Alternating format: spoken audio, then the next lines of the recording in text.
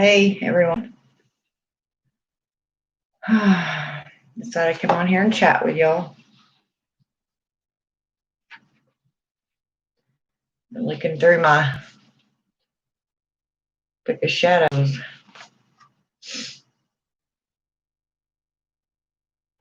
And I don't know why I've got some of this in here. Do y'all ever do that? See something that resonates with you at one time and you stick it in your book and when you don't know why you put it in there. I don't know. I don't know what I got all this in here for. Anyway. Give a little while, maybe some people are up and want to chat.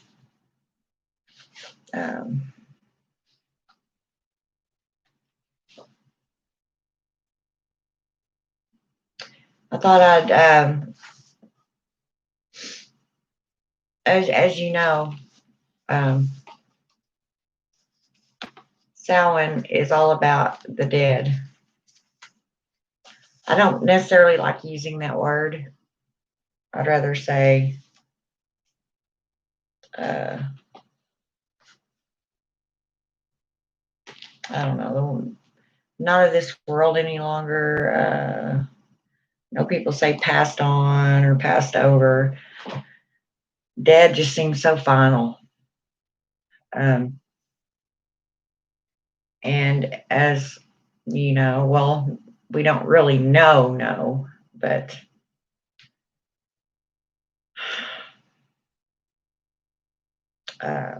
death is one thing that baffles man. And it's just one thing they can't figure out and won't ever, what actually takes place when we leave this body we're in. Every culture, every religion, and possibly every different human being has their own idea about that.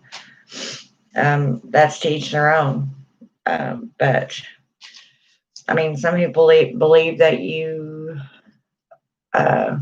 expire, as a lot of times in the medical field, we say that person has expired. However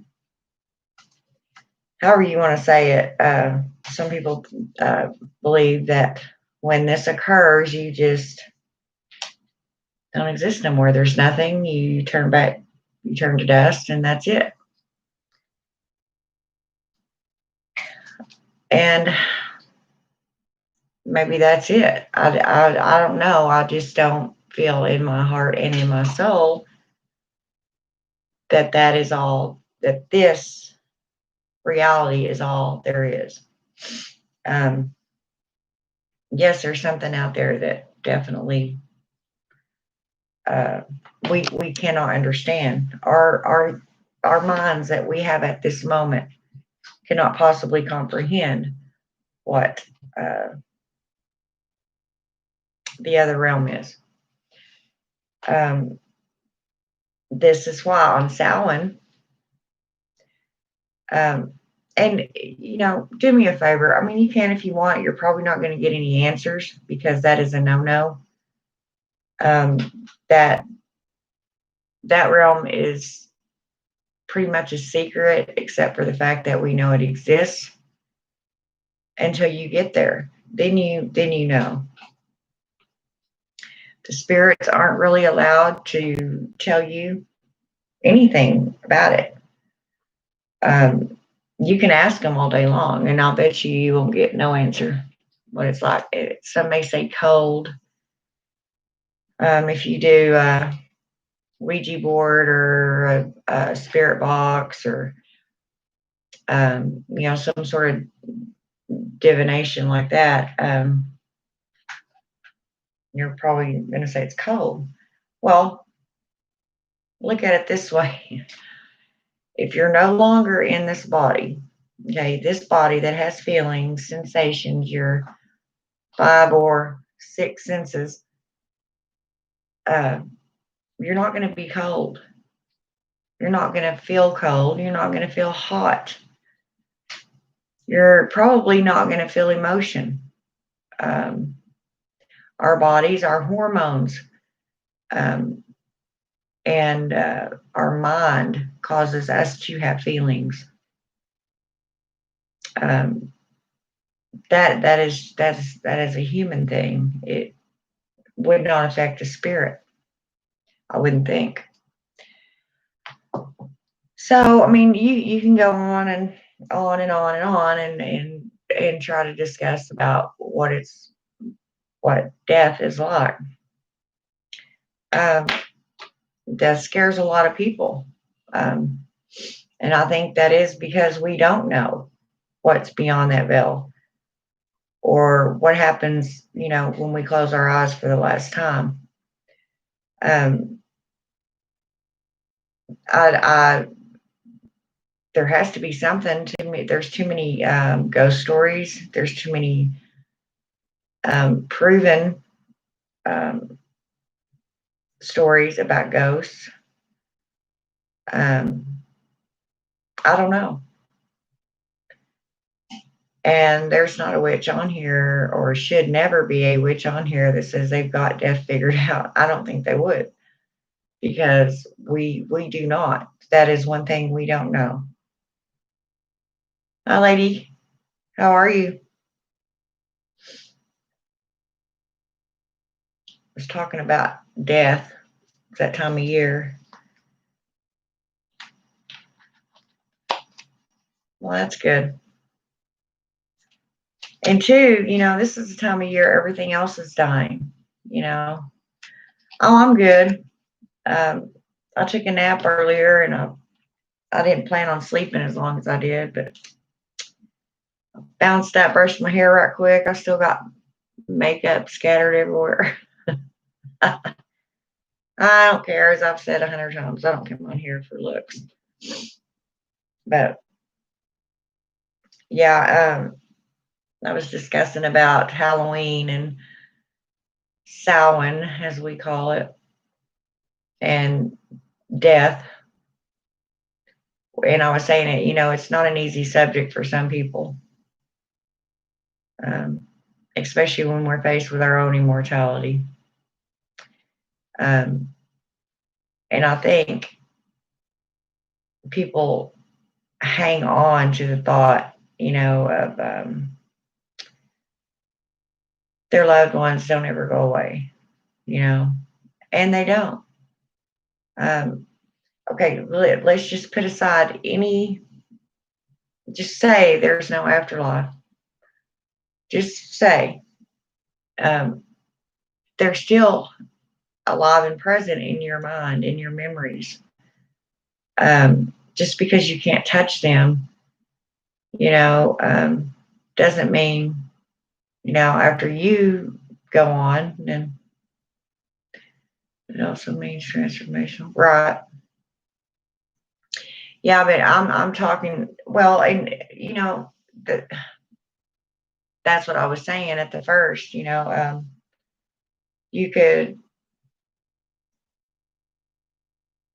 we was talking about ghosts, and you'll hear on these spirit boxes a lot of times how cold it is, and um, that's what I was saying, that they don't feel cold.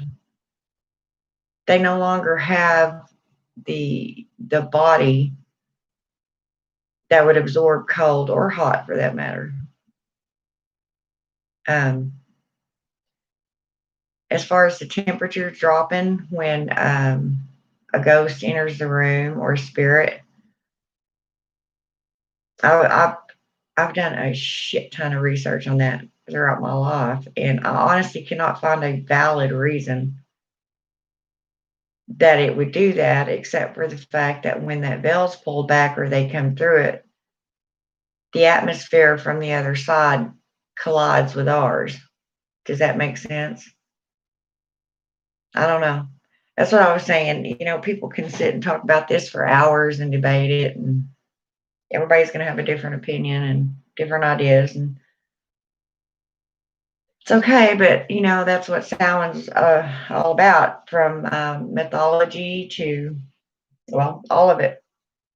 This is the time of year that Persephone, as we all know, goes to see Hades, um, in the underworld.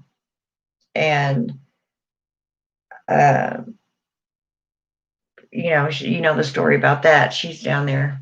Yeah. Or the wind from the other side. Yeah. Yeah. I don't know. I don't, you know, I guess I wouldn't want to think of it like,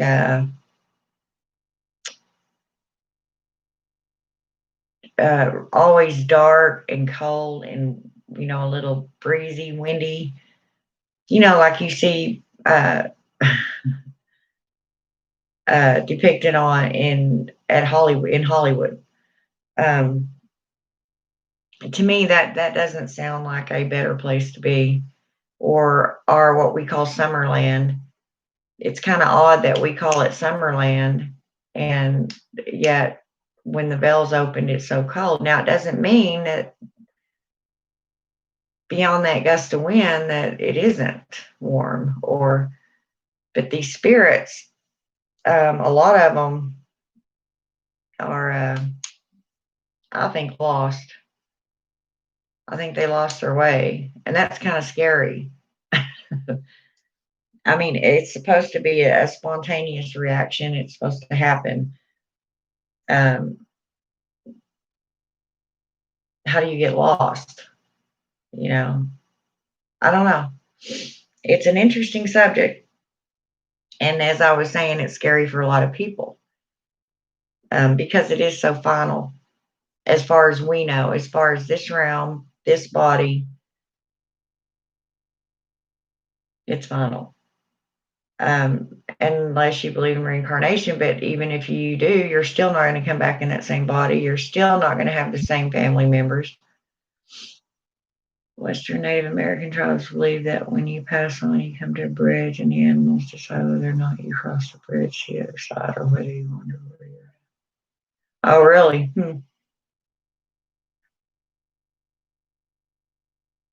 Never heard that one. That's interesting.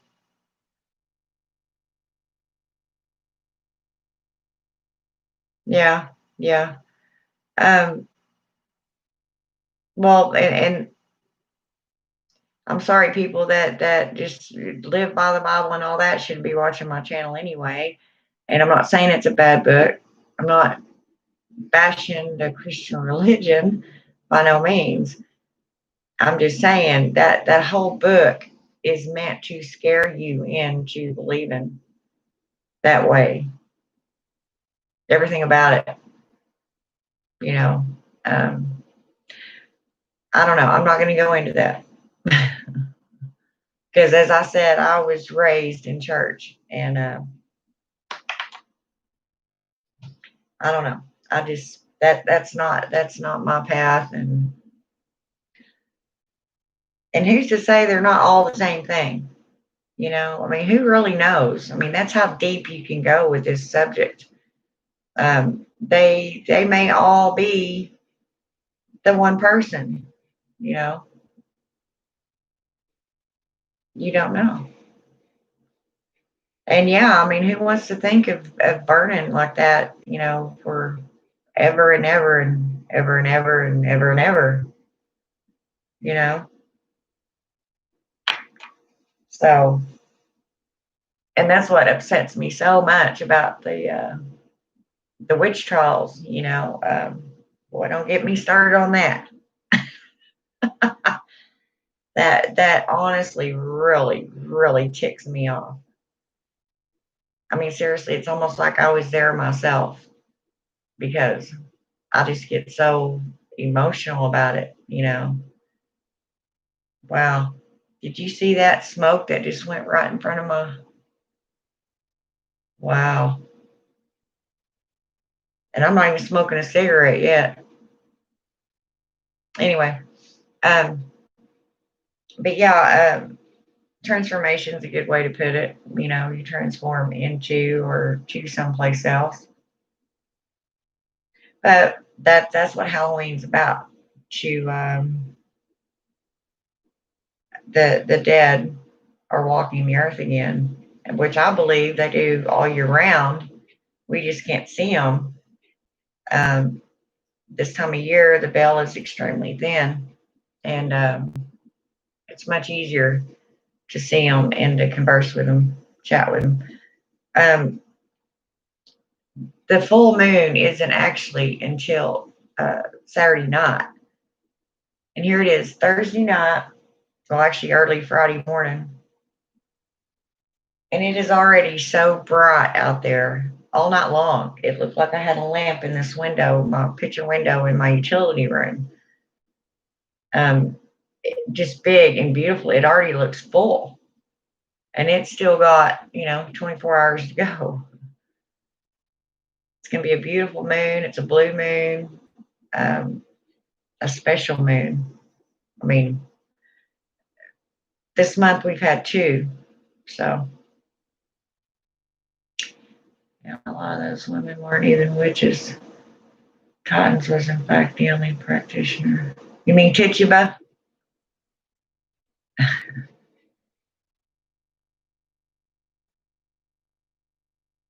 I know you put Titans, but I think you meant Tituba.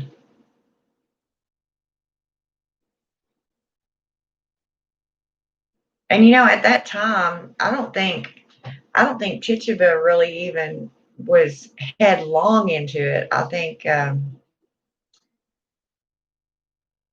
because she was so young when she got taken away from her parents. Now I'm sure her parents, that's probably where she learned some of that stuff from. But I don't think that she had it mastered enough at that point. Whenever she was just kind of having fun with the other girls, with the tea leaves and pretty much showing them some divination, and it freaked them the hell out. Which we all know now that it was actually argot poisoning from their hay that caused them to flip out and have seizures and all that, and they killed all them women over that.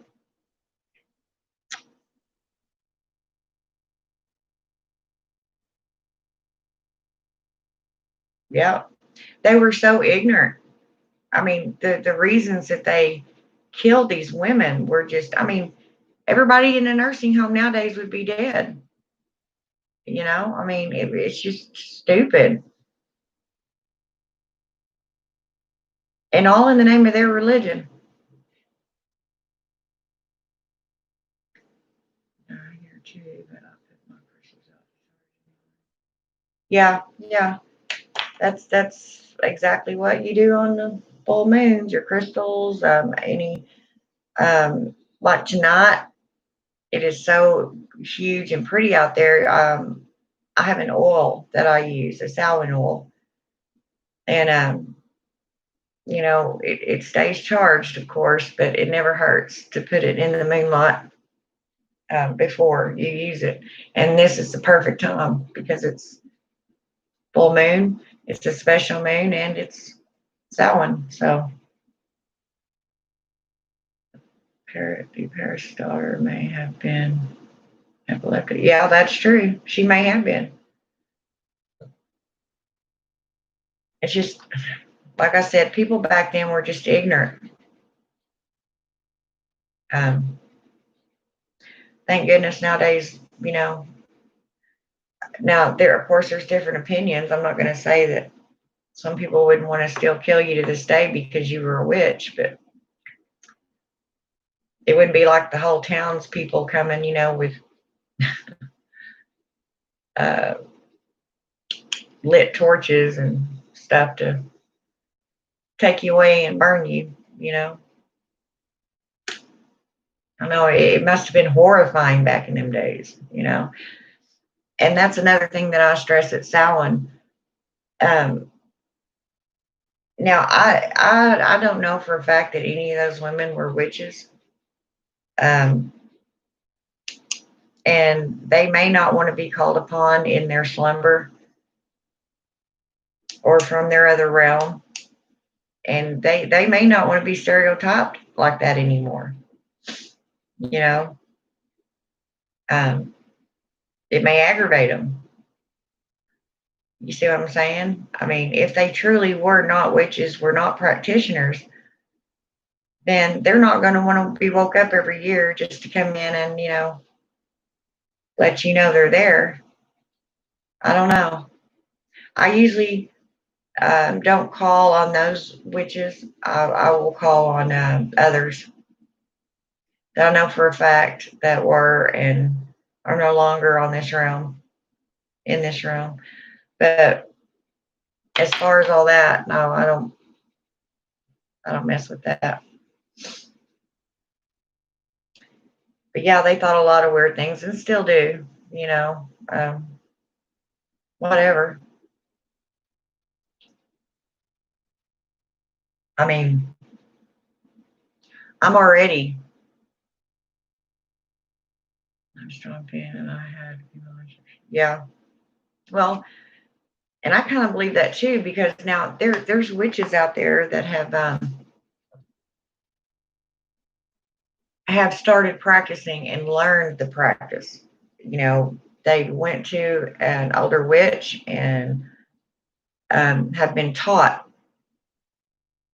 And then there's some that were just born this way, like me. As far back as I can remember, I know 5, I was doing some strange stuff for a 5-year-old. I have always known that I was a witch. And tried telling my mom that at 5 years old. Yeah.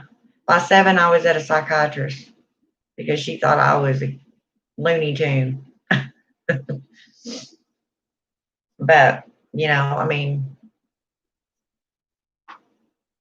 there's some witches that believe that only the inherited witches is what I prefer to say. The ones of us that either were witches in another life or had witches as ancestors that have it just passed it down to us. Some will say that's the only way you can be a witch. Well, I don't believe that. Anything can be learned, and it is called the practice. So anybody can practice it. Now, I'm not going to say that everything's going to work for every single person that steps on this path. But and like I've said in all my other videos, it is not about just doing magic.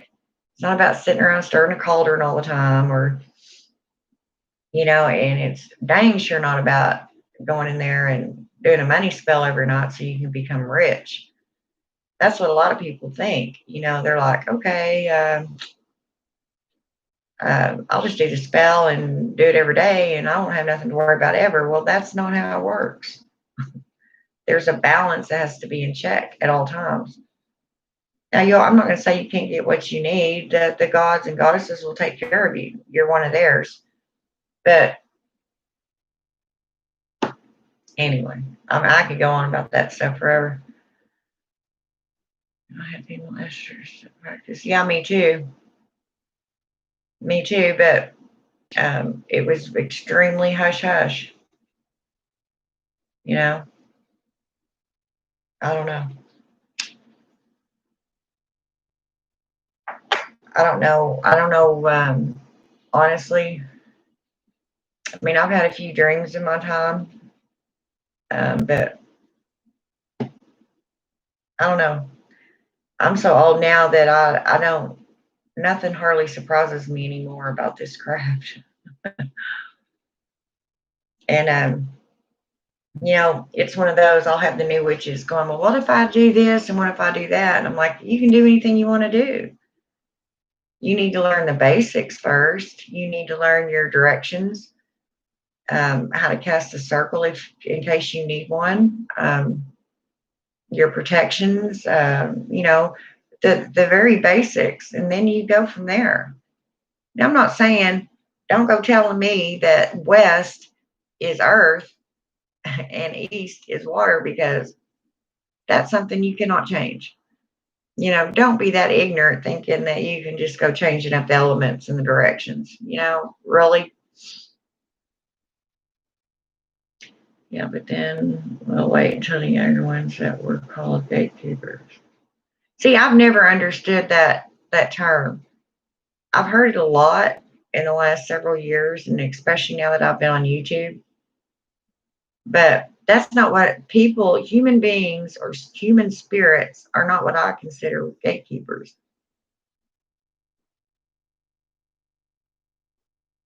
That is not that is not what I consider gatekeepers. I consider gatekeepers being entities like the angels would be for Christians. I don't. I just never have understood it. Not saying it's wrong by no means, you know that, lady. I'm just saying I've never understood that term gatekeeper.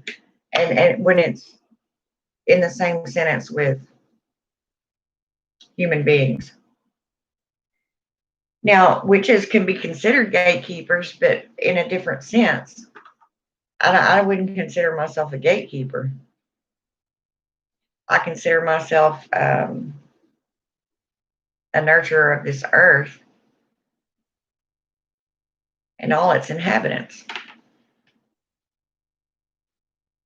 I don't know. I guess any witch and every witch can identify with however, whoever, and whatever they want to be. I mean, that's what's so wonderful about this path. There's no, strict guidelines. But you can't just go to the mall and grab that book called right. A lot of these young kids think that that's right. And that's what I was saying. To be a witch is not just to read a book and know how to, you know, enchant one spell. Um, it is so much more than that. It's a way of life. It's a feeling. It's a knowing who you are and what you're about. I mean, I've had people ask me, "Well, do you think I'm a witch?" Well, do you think you're a witch? And if their answer is yes, I do, then I'm gonna say, "Well, what makes you think you're a witch?" You know, not that I'm trying to be facetious or hateful to them. It's just you tell me what got in your mind that makes you think you're a witch. And if they say the right things that resonate with being a witch, then they're on to something. I believe every human being has a capacity to um, have a sixth sense, you know. Um, and this is once again why it's called a practice. Because I honestly believe that anybody could do it if they focused hard and long enough and pursued it long enough. Like you said, it's not something you just wake up one day and go, okay, I think I'm going to be a witch starting today. It may take you years. Some people never really get it down. And to be honest, nobody's ever perfect with it. You never stop learning. You never stop practicing. I've been a witch, 47 years. Um, Honestly, there's still some spells that I have done that do not work. And that's probably because they're not supposed to. Or there's something else going to take place that I am not to interfere with. Because even though we're witches and we can make things happen, there are still certain things out there, and I don't care. Some other witches will tell you, no, we can do anything. Anything can be moved. No, there are certain things in place for a certain reason that cannot be budged. So if you do a spell and it doesn't work, it's probably not, maybe not because you're not into your spell, or um, you messed it up per se, but it's just not supposed to be. You know, we're putting out petitions You have to understand that, yes, we have the ability to do certain things and uh, mold certain things. You see what I'm saying? But really, it's the gods and goddesses that help us through this. In this body we're in, we cannot feasibly do all this work without their aid. It would be too taxing on us. Our bodies, it'd be like diving down and, in the major depths of the ocean, you just friggin' explode. Our bodies are not set to handle all that kind of power or that pressure. That's why a lot of times when you do a really heavy duty spell, sometimes it takes days, if not weeks, to prepare for it, depending on what you're going to do. And then afterwards, you feel so drained, almost sick, because this is something our bodies, our human form, is not accustomed to. I mean, it's very hard for it to withstand. When you basically try to say that you should learn your basics from some, consider that gatekeeping. Oh, so I've never heard it called that. I mean, in that sense, to say that you should learn your basics. Some consider that gatekeeping. Why is that considered gatekeeping? Whenever I tell the young ones or the newer ones, some of them I've had 40-year-old women want to learn to be a witch. But you can't just go to the mall and right. Yeah. That's what I was saying. They just think it's Harry Potter or, Sabrina the Teenage Witch or Samantha from Bewitched. It's just not that way. And you're not going to get everything you want.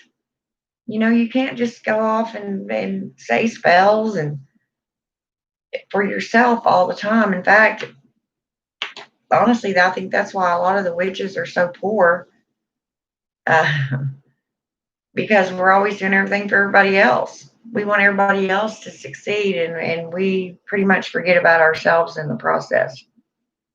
So, I don't know. But this is a really good time of year to do spirit work, any kind of work, any kind of divination, any kind of soul searching. You can set goals. Tomorrow night, well, tonight now, the 31st would be an excellent time to put out petitions because it's also the witch's New Year, New Year's Eve. It's just the way that some people think that you should never tell a newer witch what to do. I don't know. It's kind of stupid if you ask me for people to think. Well, yeah, I do too. Because there are some things, there still is a balance. There's a line you can't cross.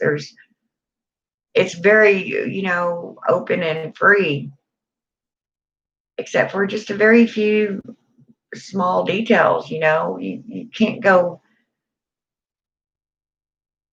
I shouldn't even have to explain that to them. I mean, it's not something you see in Hollywood. All of a sudden, you're going to become a superhero. You know, and I think that's what a lot of them get on this path and think, oh, or just like the name witch, or just want to freak people out when they tell them I'm a witch. It's so much more than that. It's a way of life. I mean, I guarantee you they can be on the path 10 years and still won't get it because they didn't get it in the first place. They didn't let that sink in. They didn't humble themselves to being a witch. Being a witch is pretty much, witches are very humble most of the time. Now, I'm not going to say you don't have your few that, um, I think it's just their personality. I don't necessarily even consider it because they're a witch. I think it's just their personalities, you know. Just because you become a witch doesn't mean that your personality is going to be all different. You see what I'm saying? If you were selfish and stingy before you got on the path, you may not be quite as selfish and stingy as you were, but that's still in your nature to be that way. Unless you do a total about face, which I've seen some do, and then I've seen some travel on just the way they were before. So, like that lady that we busted who was encouraging a 13-year-old to do blood magic. And when we told him that was not appropriate for a kid his age, right? Well, I don't understand why a full grown actual witch would be telling him that anyway. That's not nice.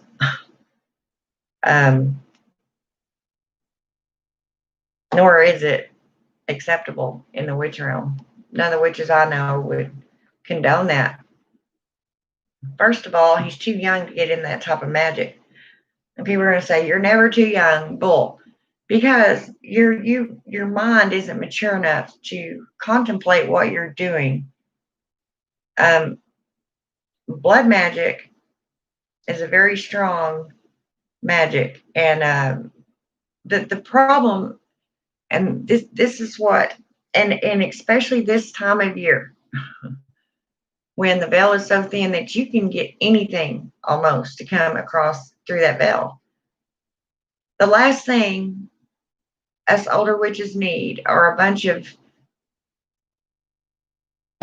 how would I put it, distraught, freaked out teenagers that have went out in the woods and done this ritual and then wonder why something followed them home. Well, first of all, you're messing with something you don't know anything about. Second of all, once you open yourself up to these spirits and these entities, you're fair game, unless you know your protections. Unless you put them protections up, know how to keep them in place, and know how to cleanse yourself afterwards. You see what I mean? You cannot just go messing with these things and expect bad things not to happen, or not to get the total shit scared out of you because you think it's all fun and games. You get home and all of a sudden your cabinet doors are opening and shutting, or you're hearing voices that you don't know where they're coming from, or knocks on your walls, or heaven only knows what you might be hearing. And then they have to go to an older witch to get all this crap taken off of them because they didn't do their research. They didn't do their homework. They think it's all fun and games, and no, this ain't really true. We're just going to go do this. It's Halloween. What a time to do it. What a time to play. Well, there's your plan. That's what that plan got you. I mean, they can do whatever they want, but as old as a witch as I am, and as long as I have been doing this, there are still things I will not mess with. I just won't. And it's not because I don't think I have the ability to get rid of them. It's because I don't see the point. I do not see the point in conjuring up all that stuff to have to get rid of it, to have to put the energy out to clean out my own mess. And that's what it would be, is a mess. Anytime you invite these lower spirits or entities into your living space, it's extremely hard to get rid of them. Extremely hard. You have to know what you're doing. So I always tell the newer witches, do not be a witch 6 months or a practicing witch 6 months and think you're going to start messing with demons. And I just don't think it's a good idea. Other witches may disagree with me, and that's fine. That's their opinion. But I think I think you need to be a witch for a while before you start. And I didn't mean to say demon. There are some demons that are actually good to work with. I don't. I'm not on that realm. I'm not on that path, but have a lot of friends that are. And I have worked with Lucifer, um, but it's not something I do all the time. I don't live and walk that path with them. You see what I'm saying? And and it's not the demons you got to worry about. It is the entities, the spirits that have already been here and are not happy. They're not happy, and they all they want to do is wreak havoc because you have something they don't any longer, and that's life. So they automatically don't like you. I mean, you cannot go messing with these things. Even during Samhain, if you do a dummy dinner, for cook a nice meal, it may be some of your deceased loved ones' favorite dishes, and you set their plates out. Make sure that before you sit down to eat, that you have informed the outside realm that no one is allowed at that table but who you specifically invite. Now, that usually works. They usually comply with that. I don't know why, but most of the time they do. But then sometimes you've got those ones that are like, I guess I'll do what I want to do. And before you know it, you've got something at your dining room table that you don't want there, and you realize it's not grandma, or that's not daddy, or that's not my brother. Um, you have to be so careful when dealing. And as I said, this time of year is extremely heightened because of the veil being so thin. So do as you will, but either take heed or to what the other witches say, or figure out how to get rid of them yourself. Because I don't know very many witches anymore. They're going to fly plumb across, the country to get a demon out of your house or to get an entity out of your house. I need to stop saying demon. I don't mean to say demon. I mean entity out of your house that you should never have there in the first place. You messed with something that you shouldn't have, and you didn't know what you were doing. And you have been warned about it. So, I mean, you can do little things like, just don't go overboard. I mean, like I said, I've been a witch for a very long time, and I still I draw a line in certain, at certain boundaries. I don't press on. Like I said, not because I don't want to or don't know how to deal with it. I just don't want to. It's too stressful on me and my body, and I just don't want to deal with it. So therefore, I don't encourage it.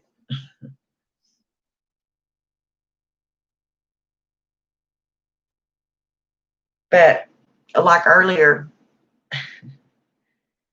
I was sitting here and I got up and what's weird is all of a sudden I got really um, nauseated, and in my head I just felt.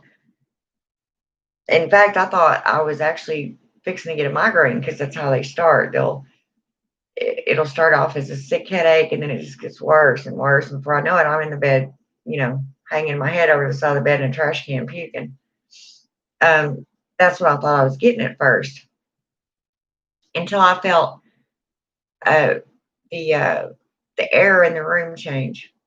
It just felt different, like thicker. Um, I smelled a certain scent that I hadn't smelled in a long time. And so I thought, okay, I need to get up, move around because I'd been sitting here on my computer for quite a while. So I thought, well, I'll get up, get me a Dr. Pepper and as I came back from the refrigerator, right at the corner of my eye, right in my peripheral vision, I seen this little black thing run across my living room floor. And I thought, I wonder if that's Lexi, she's not so little anymore, but my black cat that I just kind of caught. Well, when I came back in here, she's sitting in the window ledge in the utility room. And my other one definitely isn't black. He's orange and white. It's like, okay, which, I catch that stuff in my house year round sometimes. But as I said, this time of year, and it's odd, even if you don't call on them, they know that you're a witch. They know that you have an attachment to the other realm. They know that they can still be part of this earth in a certain way through you, by proxy. Um, Now, if you find a spirit that isn't hateful to you, you know, um, that's pleasant to be around, that can easily live in your home without disturbing you or your family, so be it. There's no reason to put them out. But if you've got the one that uh, is going around slamming your cabinet doors and flipping on and off your lights and knocking over lit candles and stuff like that. First of all, what I would honestly do, um, because I mean, you go back to what I said originally. They're spirits. They don't have the body anymore to feel pain or anything like we feel, or the mind, the actual brain intact up here that has cognizance to understand or to feel. You see what I'm saying? So the people that sit around going, oh well, this ghost keeps slamming my doors. It's not a nice ghost, it's angry. Okay, well, first of all, stop right there. First of all, you don't know that that's why this entity is making all this noise.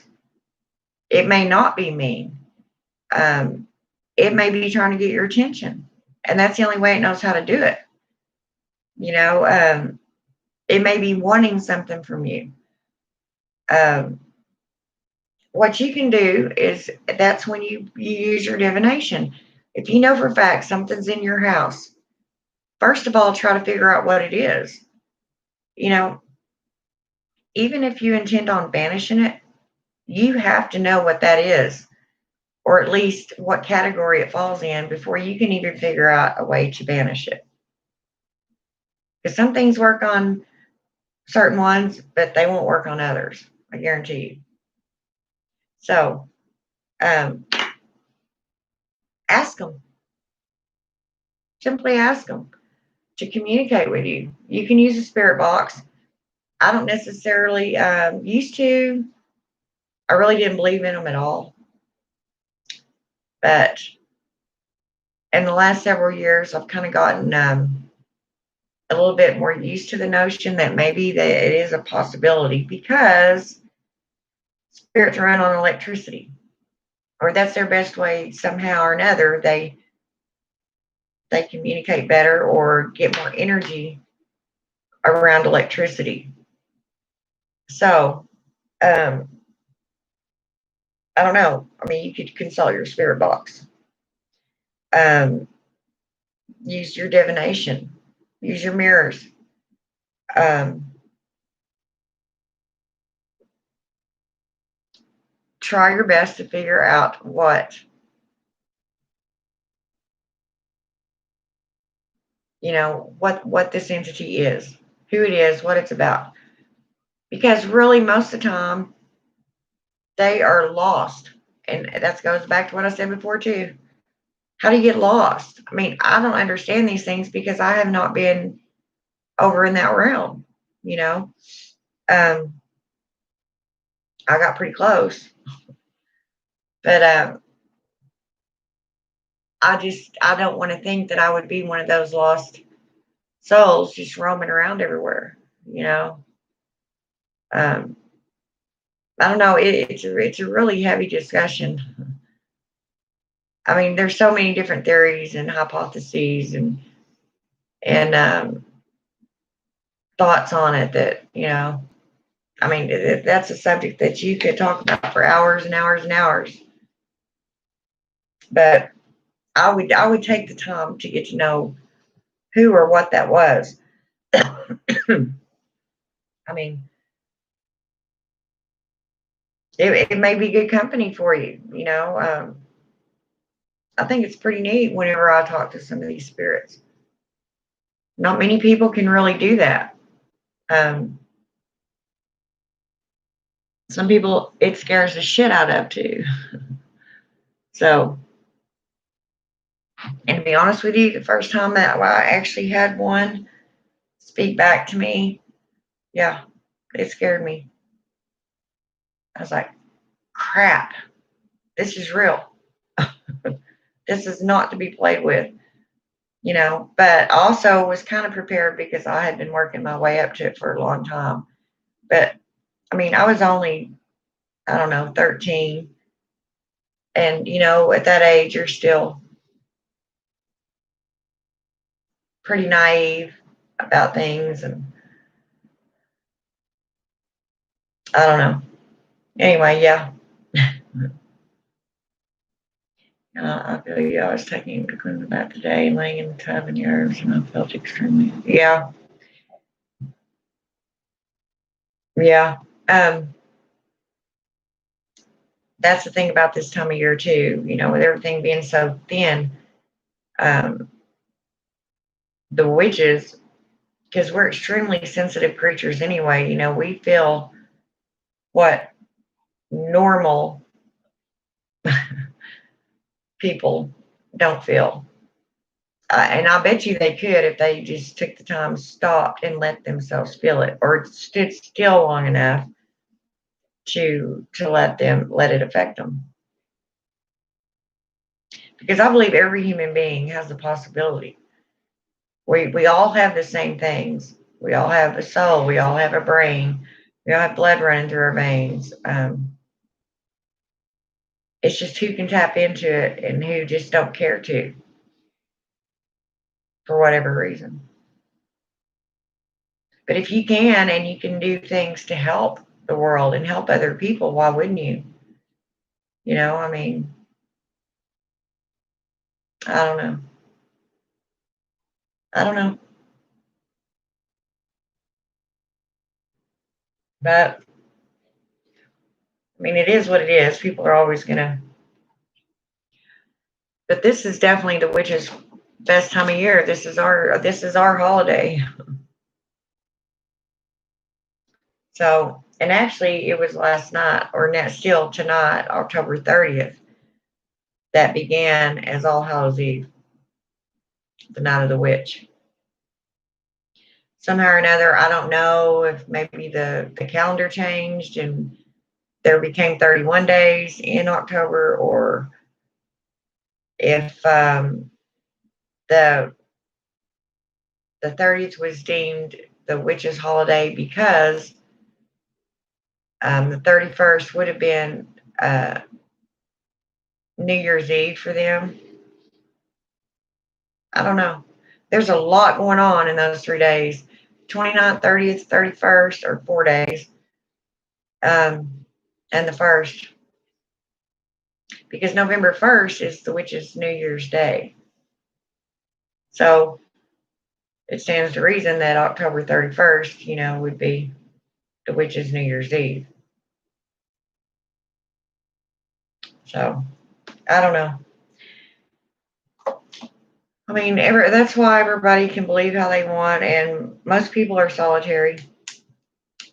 A lot of the witches are for that reason. They don't want to be condemned for the way they do things, or and that's fine. It just don't go telling me that you can move the elements around because nobody's that powerful. You will never be that powerful unless all of a sudden you retain goddess form. And we're goddesses in our own right, don't get me wrong. But not like Hecate or Demeter or, any of our goddesses. So, I mean, it is what it is. But here, and it's weird too, I need to stop thinking things because somehow or another it always messes stuff up. But I was just saying to someone before that I remembered, usually at Halloween, um, the day before, it can be 90 degrees. I have literally seen this happen I don't know how many times. It can be 90 degrees outside.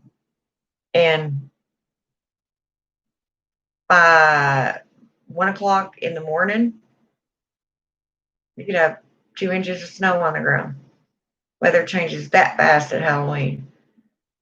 And so I love giving candy out to the children. I just think it's one of the neatest things ever created for Halloween.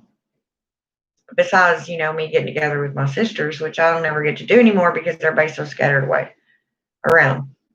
But yeah, I was just saying, well, maybe cross my fingers that we'll have a nice Halloween and the kids can go out and, get their treats and do their tricks and have a fun time. And it was coming. It just came earlier. Missed it by a couple of days because I mean it snowed here. It melted off today just in time. So maybe I'll have some trick or treaters. And I actually thought about getting in my real garb, my real witch boots, my real witch outfit, and giving them out. Take my broom down off the wall and have her with me, but she's kind of heavy just to be carrying to the door every time. What I understood went from the 30th until at least the 3rd. Yeah, well, it's like anything. Usually in the pagan realm, the pagan holidays, it will be um, the day before, the day of, and the day after. Usually you have 3 days in there. Like the full moon. When there's a full moon coming, you can still do your work the night before it, the night of it, and the night after it.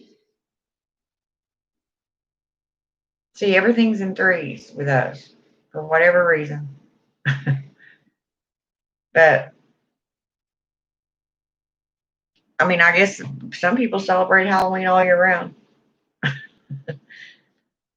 I mean, do what you want. I mean, I'm just, I tell you, I've had a headache. I haven't felt good because there's so much energy with this full moon and with the season and the holiday and um, just everything that's going on. We have another retrograde going. I mean, it's Mars, so Mars is quite bratty at times when it wants to be. But I honestly just don't want to do anything. I just don't. But I have my little ideas that I'm going to do tomorrow evening.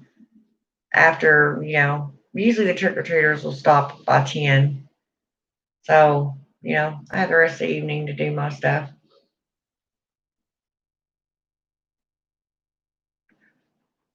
I was actually going to do some of it last night, but I fell asleep.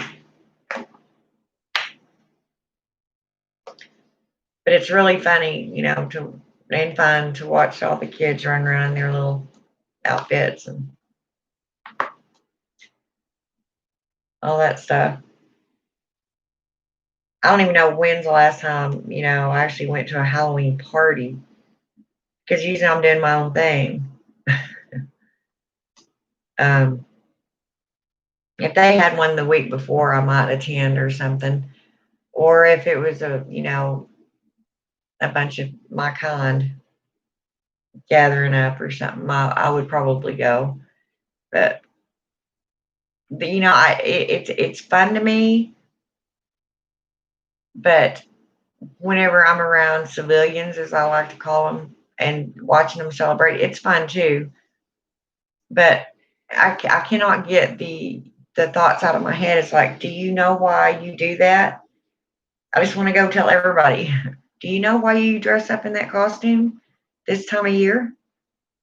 Do you know why you do? You know you go and get one, but do you know why? Do you know where that tradition came about? Blah blah blah. I wonder if they know. Or I don't know. Well, yeah, All Saints Day is the Day of the Dead and the Day of the Child. Yeah, yeah. The who is that? Santa Muerte. Uh, that is. I kind of studied a little bit on her, and I have a friend that um, she's her goddess. Um, to me, the similarities between her and Hecate are stunningly, similar.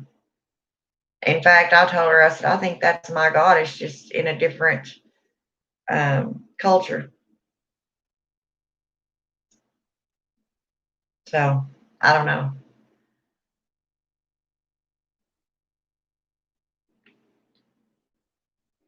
That's why a lot of people will put out them. Oh, I just went blank. You have to help me here. What are them skulls? And real pretty decorated skulls. Macabre skulls. What am I thinking of?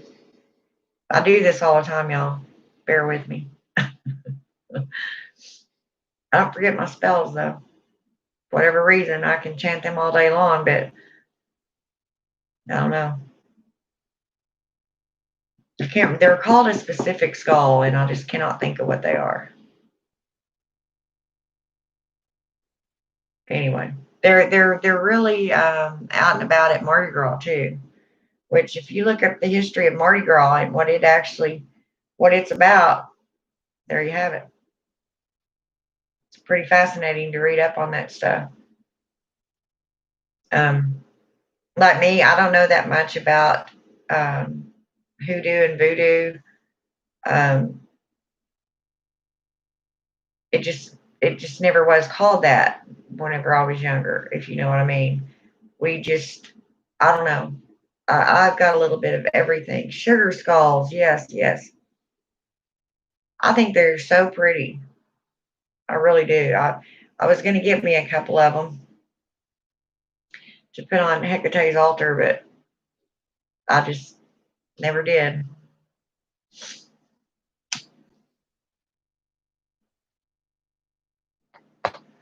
Seen some really pretty ones too. I've seen a gold one with black characters and sigils on it. It was really pretty. And it was big. It was the size of a regular human skull. But I was kind of afraid it might have actually been a human skull at one time, so I didn't get it. I mean, I don't mind having them in here if I know who they are, which you never will. That's what's bad about this stuff.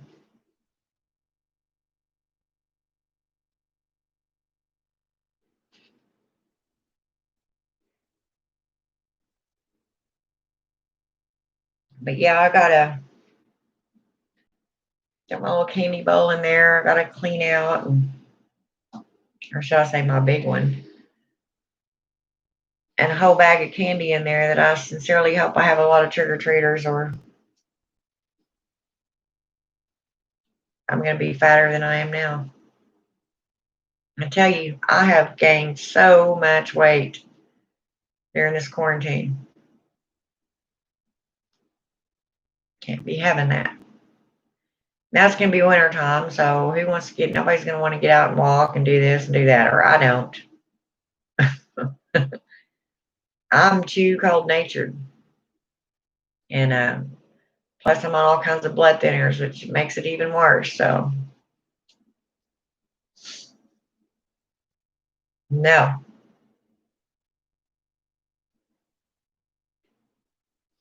But while I'm thinking about it, I was going to give you get my book of shadows here. I was going to tell you how to make a Samhain oil if you want, or uh, my Samhain spirit oil. Um,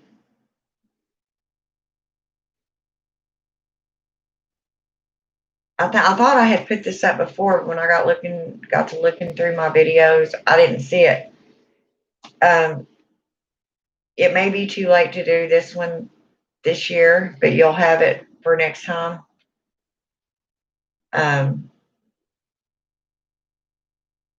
and it's got a lot of protection stuff in it because when you are conversing with these spirits, you need to have that. Yeah, I know. Some witches will say, "Well, I don't put up circles and I don't put anything on me whenever I'm talking with these entities and yada yada yada." And that's all fine until the day comes when the energy and the debris that they leave behind or can leave behind um, gets the best of you. And you start seeing things go on. Things start happening that you just got too damn close and you didn't use your precautions. Um, Honestly, I have known some of these spirits that will befriend you, get to know you. They become like your best friend. You're always talking to them, and this may go on for a year, and all of a sudden things start changing because they have a whole different purpose and goal in mind than you believe, than you think they do. Not saying they're all like that. I'm just saying this is why you've got to be careful about dealing with spirits and entities because they're pretty much easy to get but hard to get rid of once they've had a taste of life again or the luxury of life. It's not so they don't want to go anywhere and they will do anything to remain. So just saying, in my spirit oil, this is why I have so many protection herbs in here for that reason. And now you can set this on, and I'm telling y'all, tomorrow night would be a perfect time to make this Samhain spirit oil. You have it on Samhain. You have a super blue moon. Um, just so many things, so much power working for you tomorrow night or tonight. I guess it would be. No, tomorrow night. We'll say Friday night into Saturday morning. Uh, make this oil if you want to. Um, you can use it for putting on, like when you do a protection spell for a loved one, you can put it on your candles. When you're doing your spell, rub it on your candles. You can get a picture of your loved one, rub it on that picture. There's just so many things you can do with it. And whenever you're doing your own divination, you put it around the candles you have lit. Or if you're using like for say a jar candle, one of these, then I have mine in a dropper bottle. You take a drop out and drop it down in there. Same thing. I have rosemary. It's for protection and remembrance. Mugwort, which is a visionary, and of course the witch's best friend. I include mugwort in almost everything I do. I just love it. Blessed thistle, which is for protection. Um, if you have a little onyx piece, black onyx, a chip or a little tiny stone of it. You can put it down in there. It's all black onyx is an excellent protection stone. Petrified wood is also an extra protection stone. Angelica root, wonderful protection herb. And it's also for purification. Pomegranate oil. Don't put this in your oil, but that's not what. I mean, you can. I put one tiny drop, one smidgen in there if you're going to use it in there. But the pomegranate oil, I pretty much kind of set a little. Oh, I have these little. They look like little glass bowls, tiny, that I'll put, on a Hecate's altar every once in a while, because I cannot ever find pomegranates around here, ever. I don't think I've ever seen one at Walmart or any other grocery store around here. Now, maybe I just missed them, but I haven't ever seen one. Anyway, and you let that set for about 30 days. Now, this doesn't mean that you just put it in there and forget it. You enchant every one of them herbs as you're putting them in that oil, and you need a carrier oil, which, I mean, you can use whatever you want.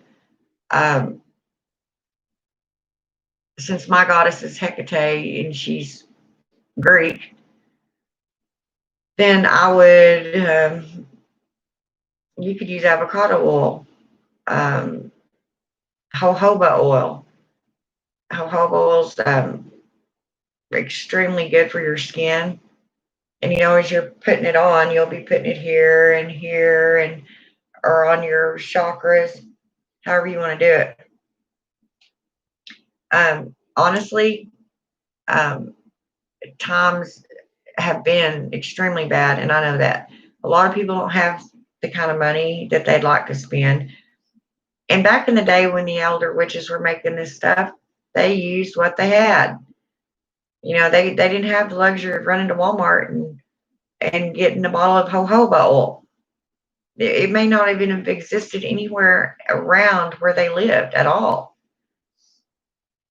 So they probably just used melted lard. That's probably all they had access to. I use a lot of canola oils. I try to use the purest kind I can get. I mean, I have a lot of them anyway because of my health issues. But yeah, avocado oil is expensive. Jojoba oil isn't cheap. There's all kinds of different ones. Almond oil, not cheap. So anyway, I'll leave the oil to you. Whatever oil you want to do. And just because you can use generic vegetable oil. Okay. And if you tell somebody to use that and they make fun of you, why? It's just a carrier oil. That's just what's containing your things, that your herbs that matter.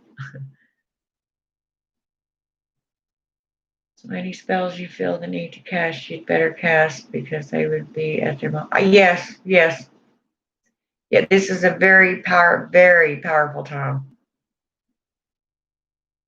Last night, tonight, tomorrow night, get to work. You have so much on your side. You have this beautiful full blue moon, tons of energy. You've got Samhain taking place. Yeah. Whatever you want to do. When it comes to my powers, I just use flower powders. I don't go out and buy all that other kind of stuff. Right. That's fine. However you want to do it. Like I said, a lot of witches think, well, so and so uses this almond oil, and it's $30 for 8 ounces of oil. It's ridiculous. Just because oil costs more does not mean it's going to work better. As I said, witches in the old days did not have access to all this crap. In fact, they used less than what we have now to do their spells and incantations. But like I said, everybody's going to think, I have to have the best. And actually, most of us do. We would like to have the most expensive thing to give our gods and goddesses. And the thing is, they understand, they know we're not rich people. you know, I mean, what are you going to do? All right, let's see. You've got a water bill that's $40 and it's due. So, but you want to do this spell and at Walmart, this jojoba oil's, $40 for 8 ounces. You're gonna pay your water bill and use your regular cooking oil, or are you gonna go buy that jojoba oil and live without water? It's all common sense.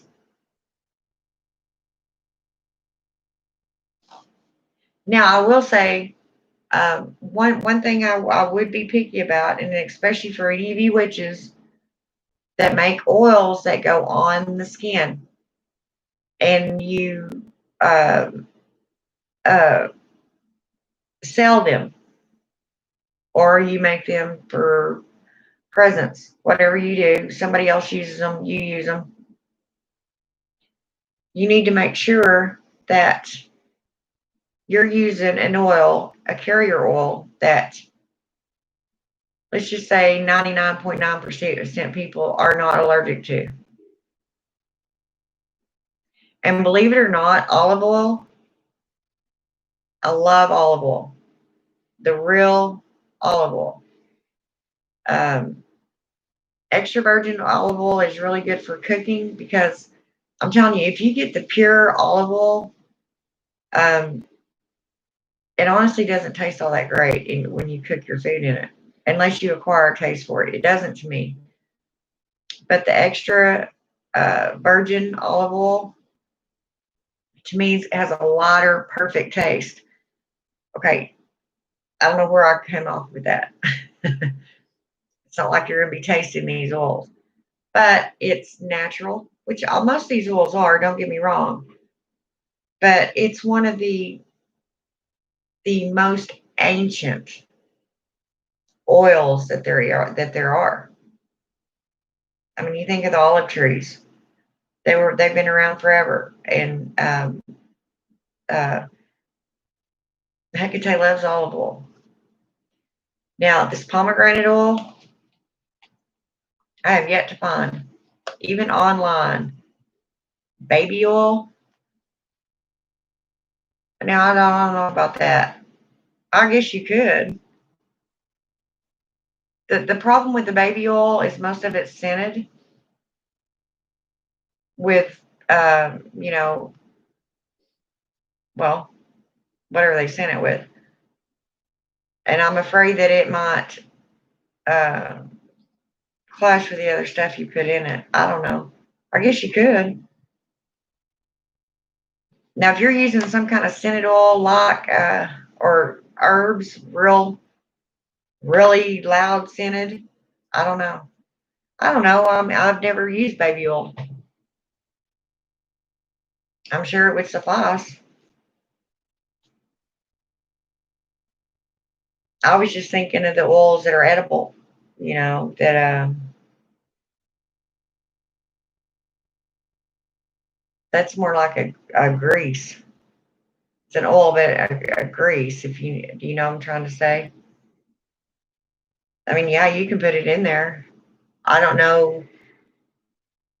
I don't know how good baby oil. Have you ever used it, or are you just asking if you could? Because baby oil, I don't know if it actually what it would do with the herbs. You see what I'm saying? I don't know if it would actually absorb them. I don't know. I've just never thought about baby oil, except like in my bath bombs and stuff. But that's meant to melt and soak in your skin.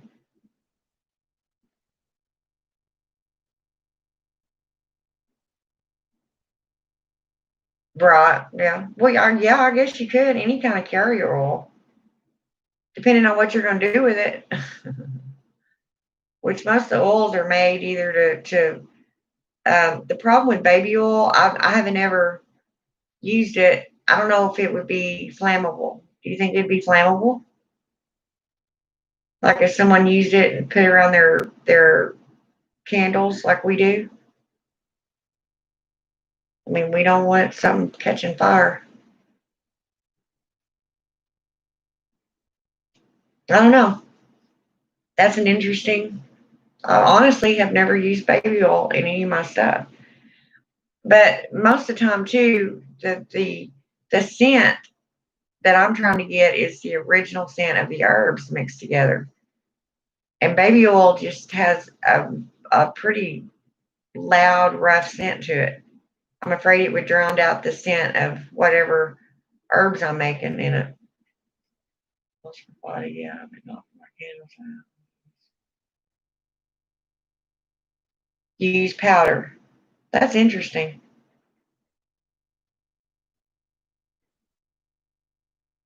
So what do you do? Just roll the candle in powder, like we put oil on it? Is that what you're saying you do?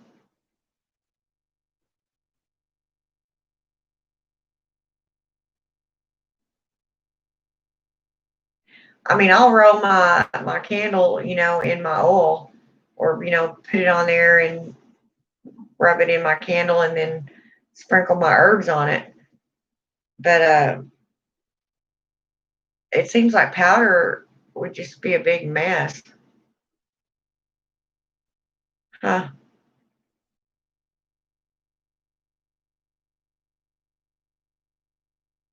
Are you talking about how do you get the powder to stick to your candle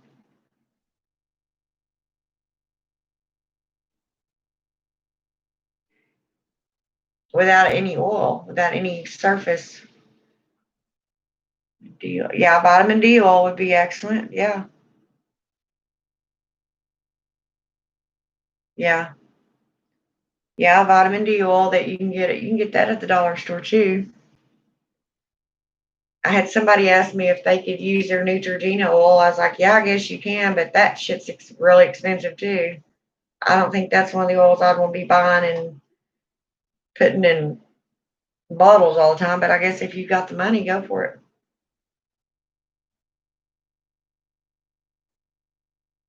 So you put essential oils on the candle first and then put the powder on it. I mean, I'm just curious of how that keeps from making a big, globby, cakey mess. I don't think I could do it without it being a mess. Powder, if I haven't already made my powder, yeah, I rub it into the candle. Okay, that's definitely different way I've never heard people doing it. Awesome.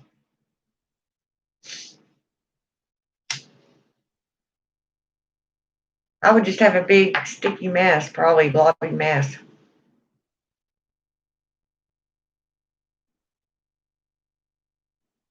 Yeah. Well, yeah, that's what I do. I'll like if I was doing a say a protection spell, then I would lace my candle in the protection oil and then sprinkle my protection herbs on it.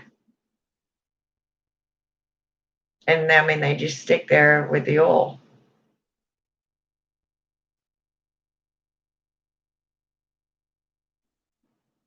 Of course, I've ground them down, but I know it's so interesting to learn how other witches do stuff.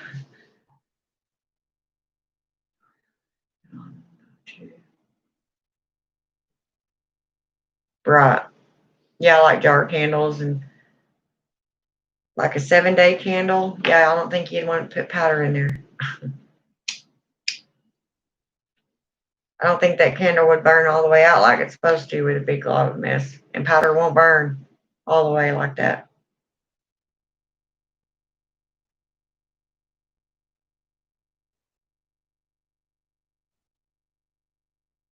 So, what do you make the powders out of?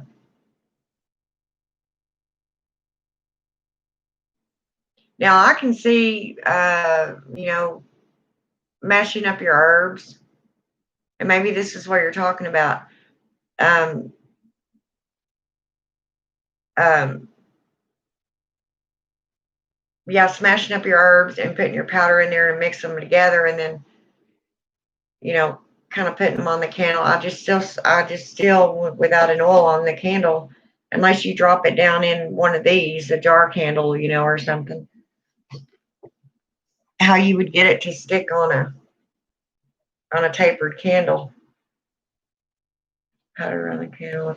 Yeah, yeah, I've done that, but it's usually my herbs. I haven't ever used just plain flour or powder, any kind of, unless I just pulverize my herbs into a powder.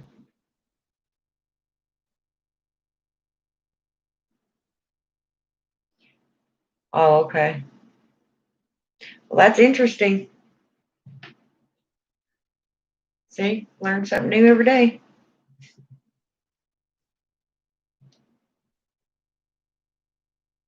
Yeah, vitamin E oil is good too. That's actually what's in most of the lotion, so it's a real good oil, and that's really readily available. I mean, you can get bottles like that at the dollar store of that.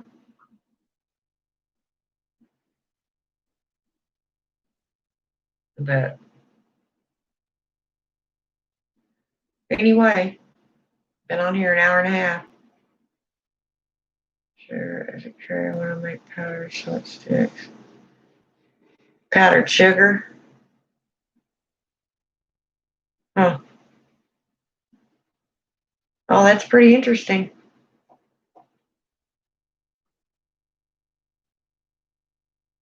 I sure never. I mean, I have thought of powdered sugar, but I usually um, use sugar like in sweetener spells, like sweeten someone up, or you know what I'm saying.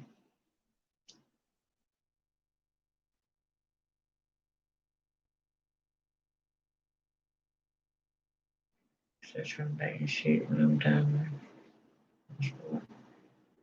Yep, yeah, yeah. That's how a lot of them do it. Put it on a baking sheet.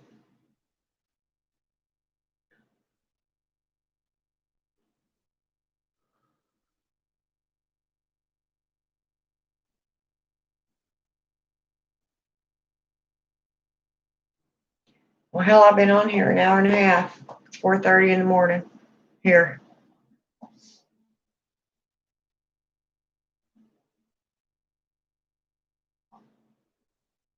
My nose is getting red. I've been blowing it. My allergies have just, ugh. The weather's got me. My allergies all flaring up. Sneezing. Something's flying around. It should nothing be as frozen as it is out there. But yeah, I'm gonna have to get some rest today if I'm gonna do all my stuff tonight. Because tonight I'm gonna concentrate on my spell work, and then tomorrow night, Saturday night, I will make my list of things I want to do or accomplish for the next year. Hey, Marcus, we were talking about Samhain and all that stuff.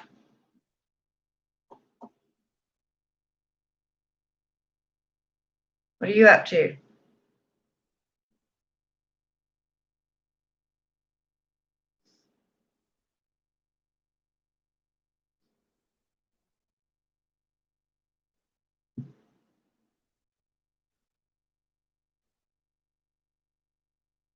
Yeah.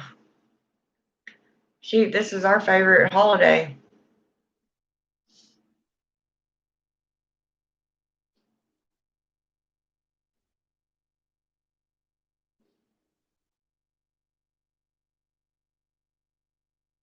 Yeah, and then you just put them around the bottom of the candle. Yeah. I do that sometimes, and then sometimes I'll just put my oil on the candle and then sprinkle the herbs around it where they stick to the candle. But yeah, back to I know a lot of people um, just enjoying my early morning. It's good for you. It's exciting. Yeah.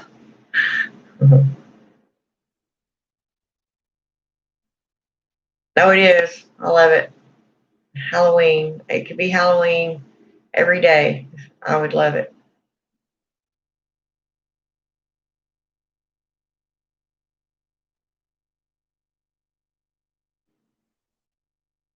Yeah.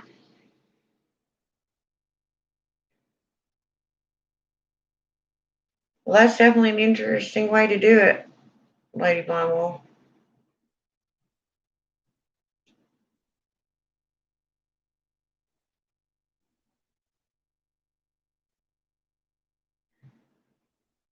But yeah, fishing powder has flour, alien sugar, salt, some other one, and some lemon balm. Cascadia powder. Cool.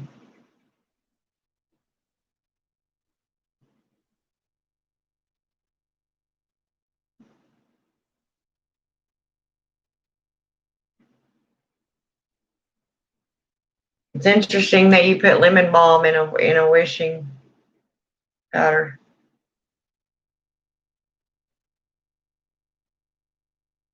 and salt. But I guess the salt and the mugwort would be for protection, right? For the powder. I don't know. I'm just trying to understand why you use them. And I can't find. I found Cascadia powder on the internet, but I didn't order any. I thought about it.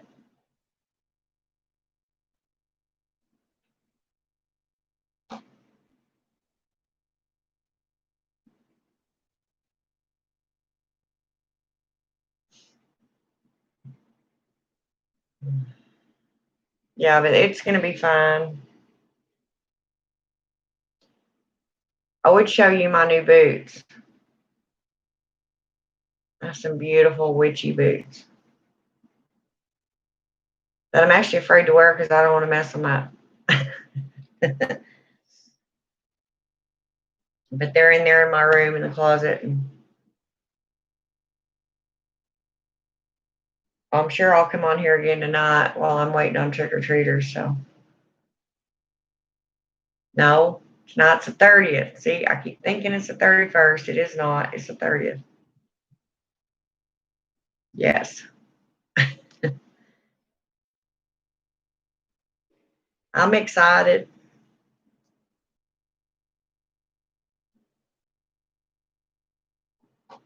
And as I said, all the ice and all that cleared out here, so the little kids can have fun. You know, they can go, and it's going to be warm. Is it 5:30 where you're at? It's 4:30 here.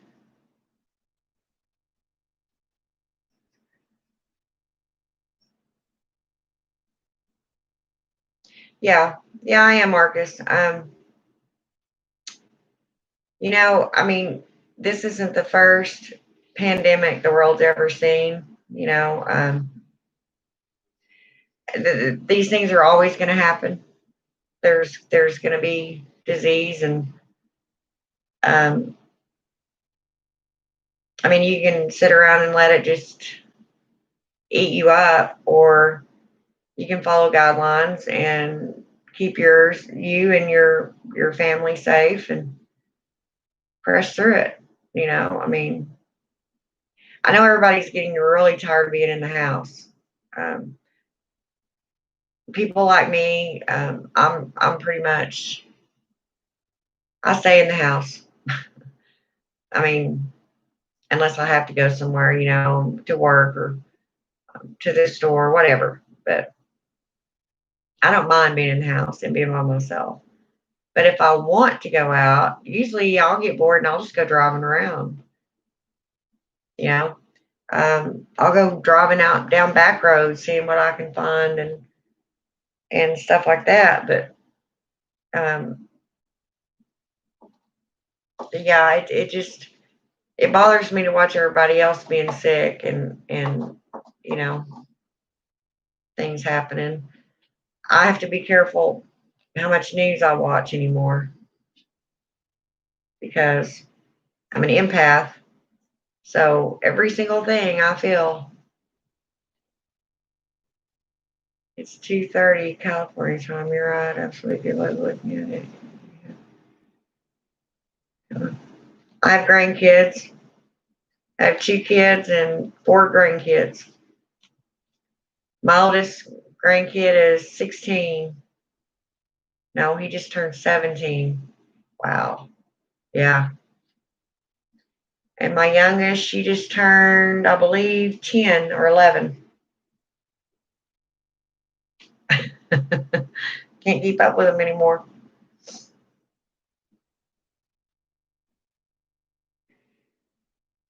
So, how's it going in California? I heard every time I say this, the virus, it reminds me of the old zombie movies we've watched, ever since they started coming out. Everybody's a zombie because of a virus. It's pretty weird. But I lived in California for a while. Not very long, about 3 months. I lived in Anaheim.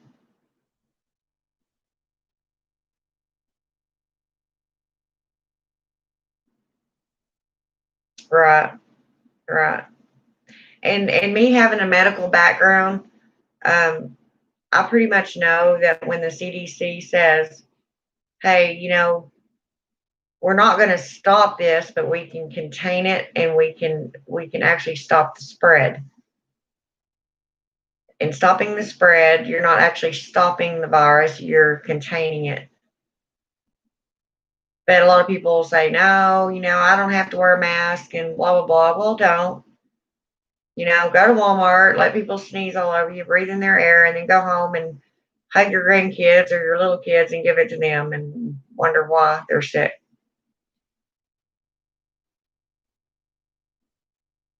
Yes, no, yeah, also a little bit of coffee in there too to give it a little kick. Yeah, I've heard a lot of witches put coffee in their stuff. Yeah, all the fires as well. I'm in Northern California. Oh man, I know. You guys, I've sent up so many well wishes for all of you and the animals. And then Colorado, they were on fire up until just a couple of days ago when all this snow finally hit. It's just horrible. I mean, we are going through a lot of stuff right now. And then you got the Black Lives Matter thing, and just everything is all at once, all of a sudden.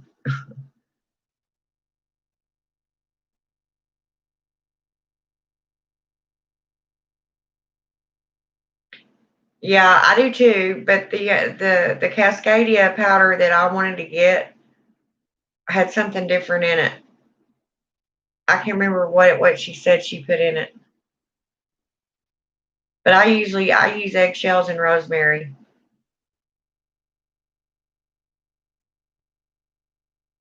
Yeah, that's true, Marcus. That's why, man, I've been telling all my witches, y'all please pray, play, do what you need to do. Do your jobs.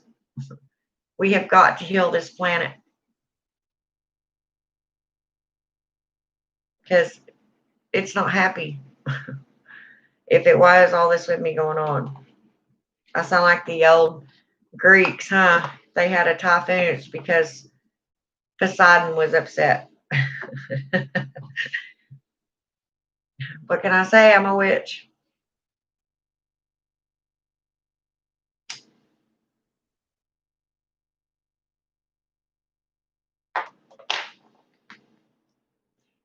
Yeah, Marcus, when I went to California, I was 19. Well, hello, Miss Carla. Finally, darling, there you are. Yeah, when I first went to California, it was a culture shock for me. Big time, Marcus. I mean, I was born and raised in a little bitty town in Texas called Borger. Um, the biggest town I had ever been in or around was Oklahoma City or Amarillo. And I had never flown before. And I get on that plane, and it was just a whole culture shock for me. It really was. I mean, oh, wow. Then I get off the plane at LAX, and it really was a culture shock. I was like, oh my gosh. It was just very weird for me. So, what have you been up to, Carla? Little Missy?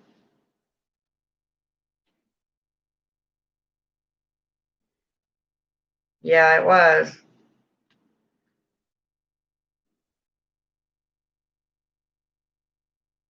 Oh, I'm not there now, hon.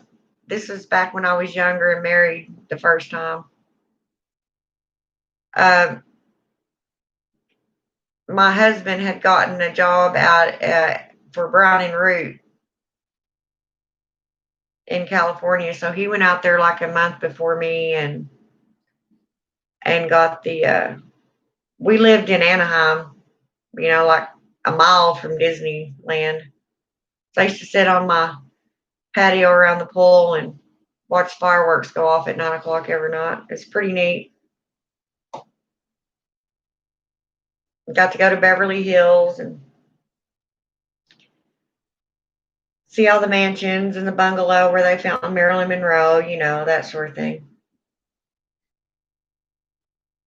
Run for a bit. I have to go outside. Okay, Lady Blind Wolf.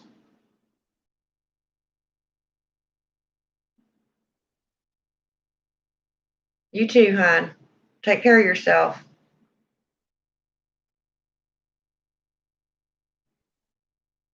But yeah, see, I never went there. Isn't that weird? I never went to Disneyland. I watched the fireworks every night, but I never actually went there.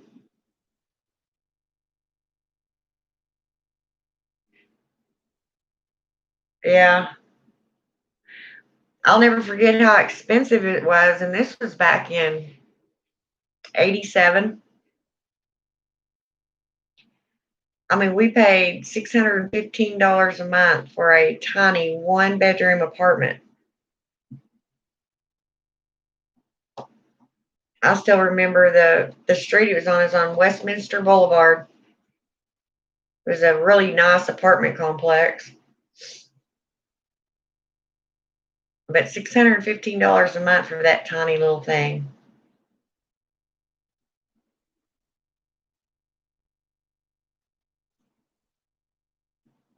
And then, of course, all hell broke loose between me and my husband, and I was leaving him. And I had a flight scheduled to go out on October 1st that morning. And guess what happens? A little after 7 o'clock in the morning, we had an earthquake.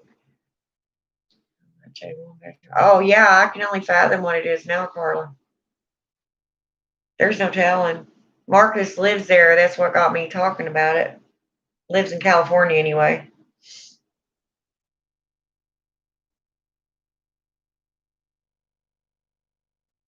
I mean, it was pretty there.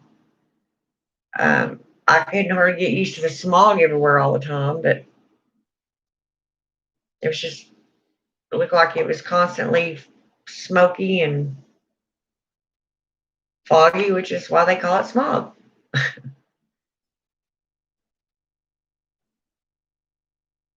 But I could have stayed there. I mean, I had some friends there, and I just wasn't ready for that. My daughter at the time, she's 30, she's 33 now. But at the time, um, she wasn't even a year old yet. So I was pretty much ready to go back home.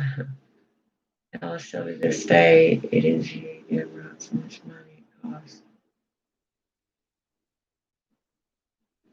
Yeah. Yeah, and I never got I mean, I got to go to the beach. First time I'd actually seen the ocean in my entire life. That was pretty amazing. I mean, as I said, I was from Texas, I mean, I'd seen bodies of water, of course. We have some big lakes, but as far as the ocean like that, water as far as you could see, it was pretty amazing. Oh, excuse me. Um, it was pretty there, and I think I would have enjoyed myself a lot better if I hadn't been married to who I was married to at the time. I think the furthest west I've ever been is Ohio. Oh yeah. Well, I've been all along the uh, East Coast. Um, I guess California is the furthest I've been. I haven't ever been out of the United States. Been to Dallas and South Dallas, Oak Cliff, and Denver, Colorado. Wow.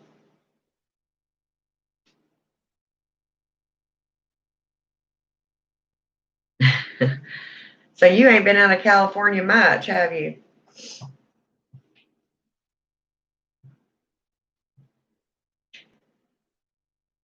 Well, I've been to several states. I mean, Tennessee, Georgia, Virginia, West Virginia, North Carolina, South Carolina, Texas, Oklahoma, Nevada, California, Colorado. Uh, and I think that's all. New Mexico.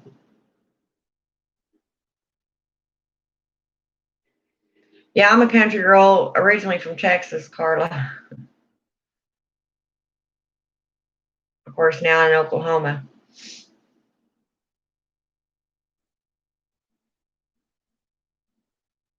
Well, good, Marcus. When I want to come to California, I'll just go out there and you can show me around.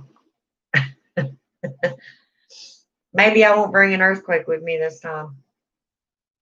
I tell you what, that is some scary shit.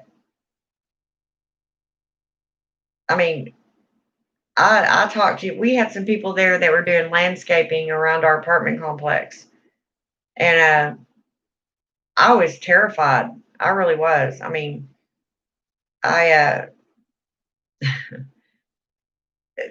I was sitting there watching our swimming pool, and literally the thing was white capping, water just doing this and going everywhere and sloshing out of the pool.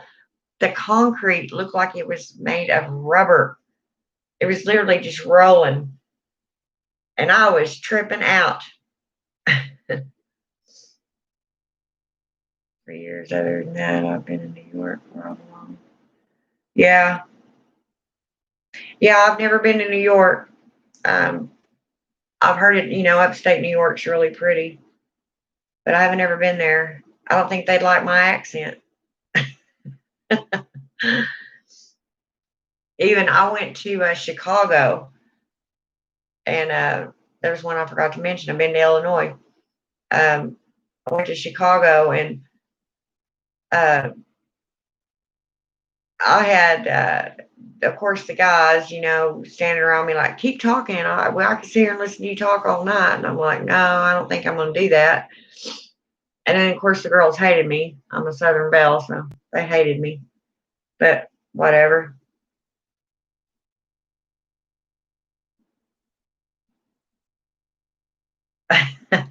Carla, you just love me.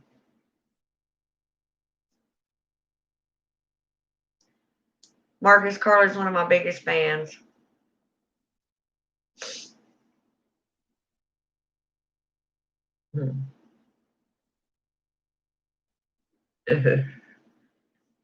She's been with me since I started this channel. Wow, has it been 2 years now? Whew.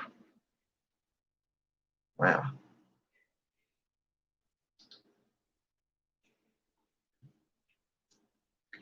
But yeah, I may be moving myself, just to a different place in Oklahoma. You want a cigarette? Well, smoke one. I am. You would not believe how much shit I get for smoking on my channel. People come on there, I can't believe you do that nasty stuff. Well, I'm sure there's probably things you do that I don't like either, but whatever. Don't watch me. Because I'm going to smoke. Bad habit, yes, but I smoke nonetheless.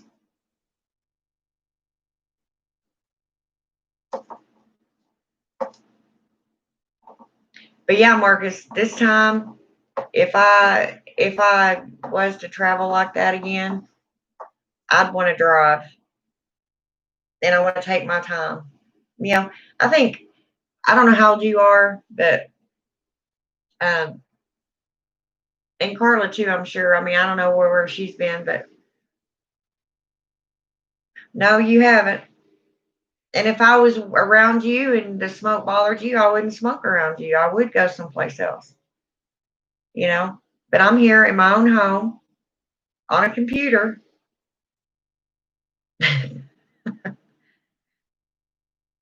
And I've had people come on here and tell me, stop smoking. It's like, okay, this ain't a Lady Adara quit smoking channel. It is a witch channel.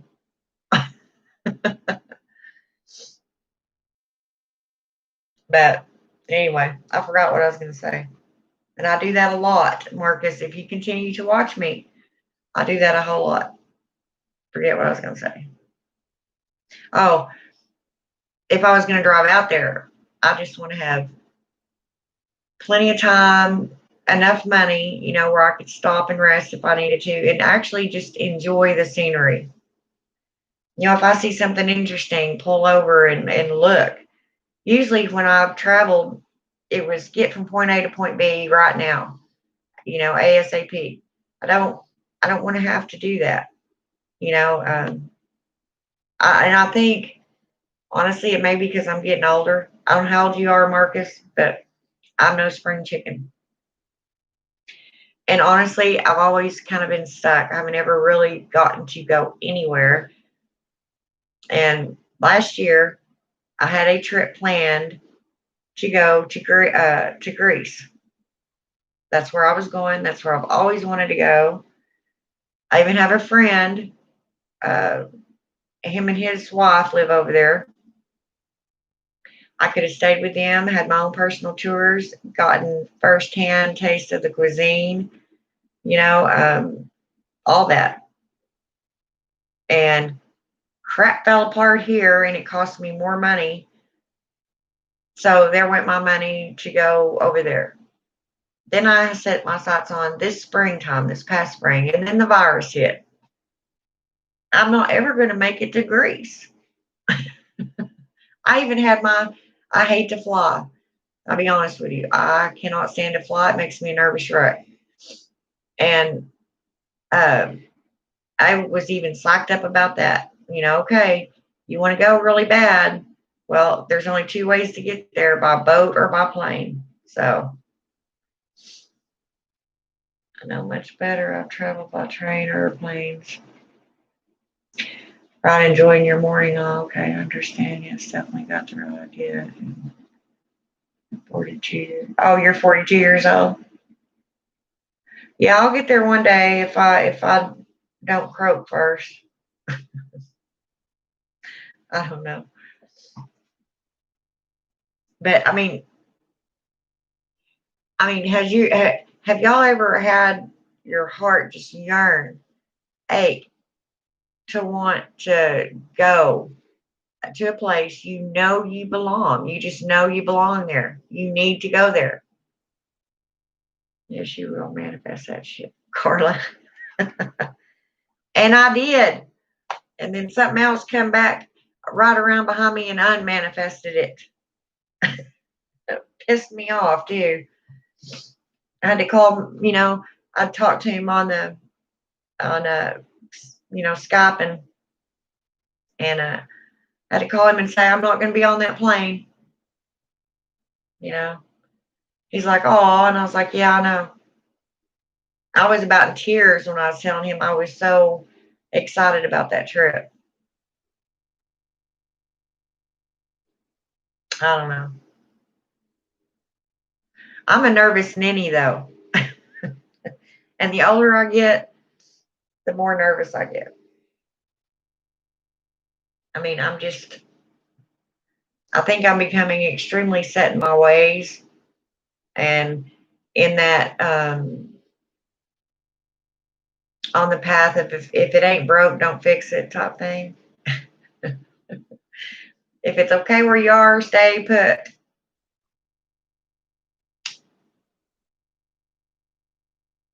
But I don't know.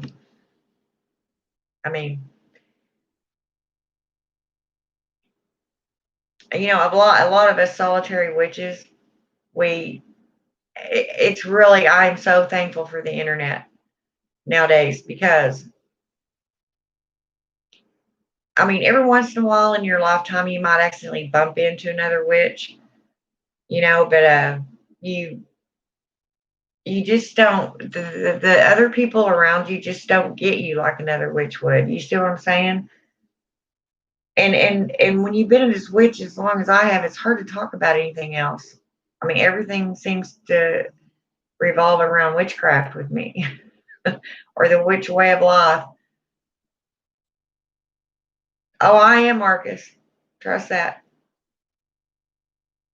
I'm too old to play games and too old for facades. I am what I am, and took me a long time to understand that and to cope with it. And I tried so hard to fit in, but I just finally came to the conclusion I'm not ever going to be like everybody else. Your own husband can't figure out. Yeah, neither one of mine could either. That's why they divorced my ass. Well, I divorced the first one. The second one divorced me. But it's really weird because in the end, they both seem to try to travel their way back to me. But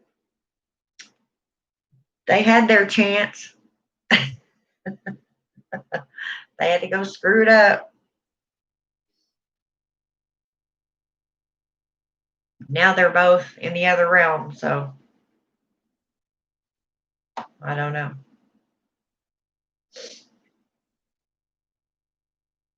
But yeah, I don't know.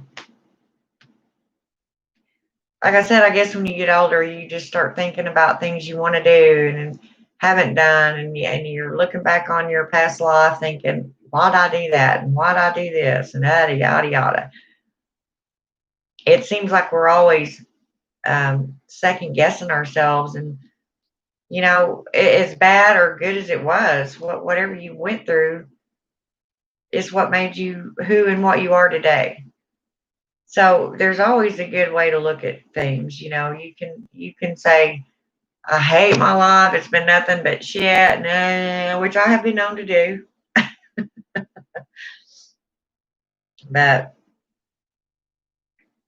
yeah, you tell him I've already been on that ride. I don't like it.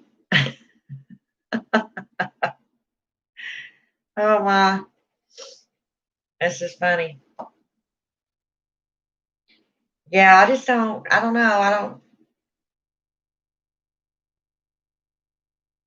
I don't know, me and relationships just don't ever seem to work out, no matter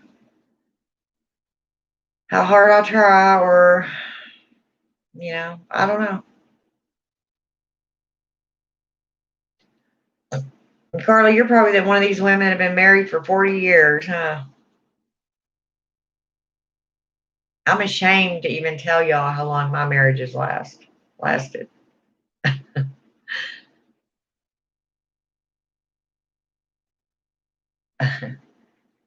Yeah, let's just say they didn't last very long at all.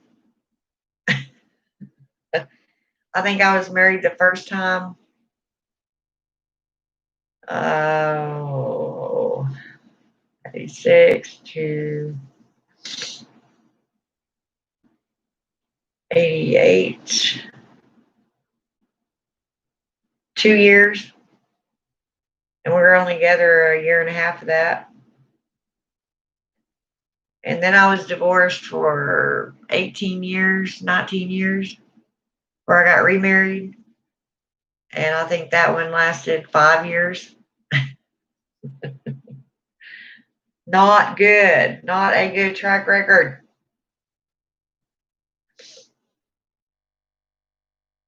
Well, hell, that's 9 years. That's longer than both of mine put together.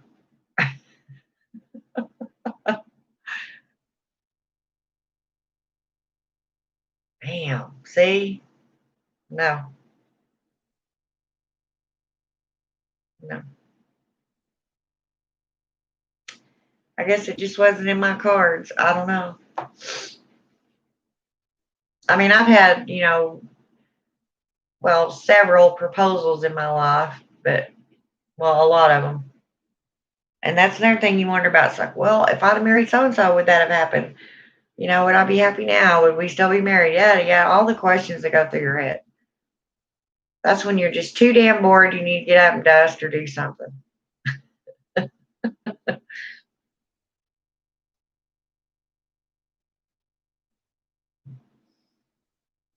I crack myself up.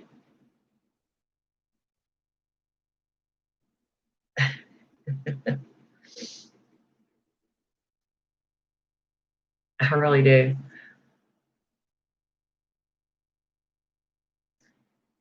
I actually came on here not because this is the time of year most people ask me to do tarot readings.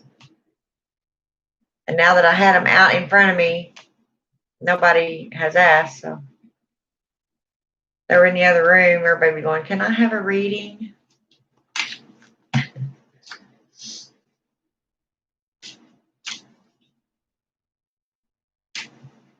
Do you do the tarot, Carla?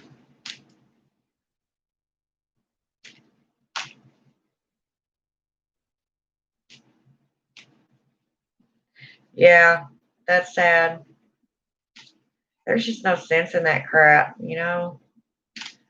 That's one thing I don't ever understand. Um, Now my second husband got pretty mad one night and went off on me, but honestly, if my son hadn't been there, and heard what was going on upstairs, I don't know what would happen.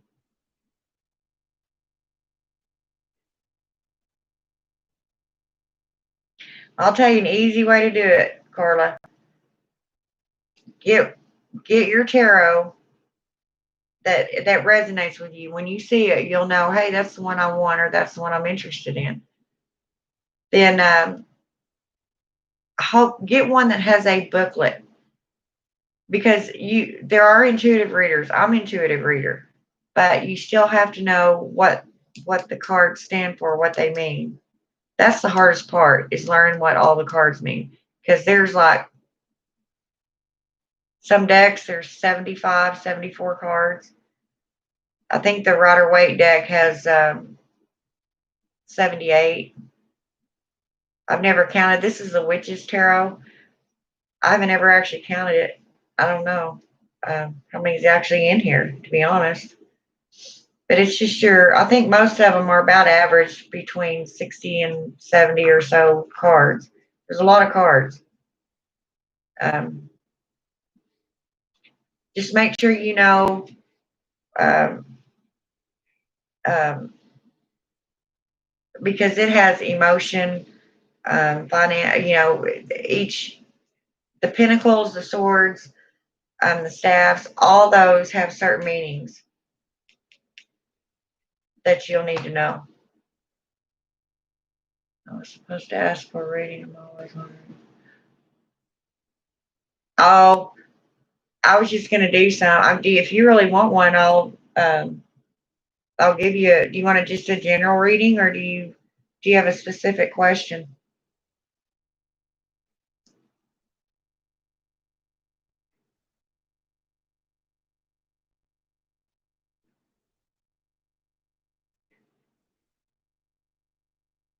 Just a general. Okay. I usually only do the 3-card reading. It doesn't take as long, and it's not so in depth. I mean, with you, I probably could because there's only you and one other on here. But I'll still just do 3. Your past, present, and future. All right, let's see what they say.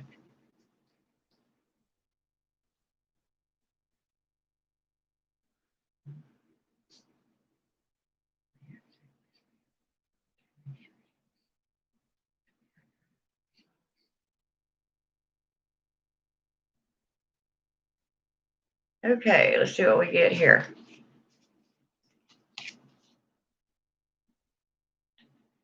Seven of Cups. Did you recently come into some kind of fortune? Did you inherit a home or money, or did you cash in a 401k, or did your husband, or anything to do with fortune?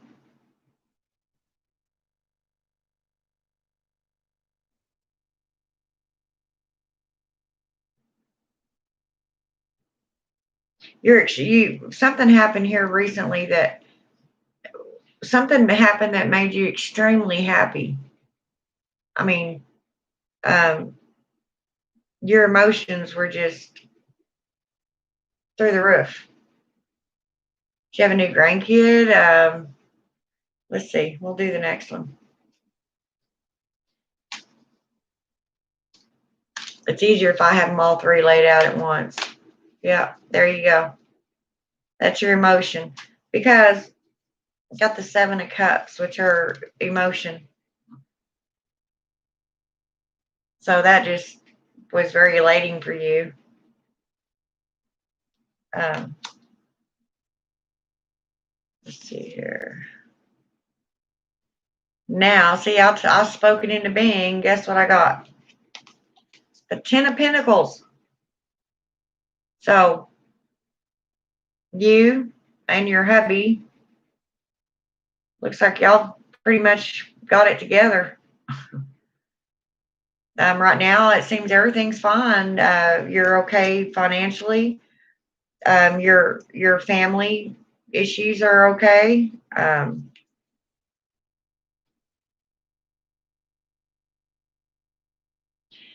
what's odd is if you look at him, the man sitting there, he's holding a small baby.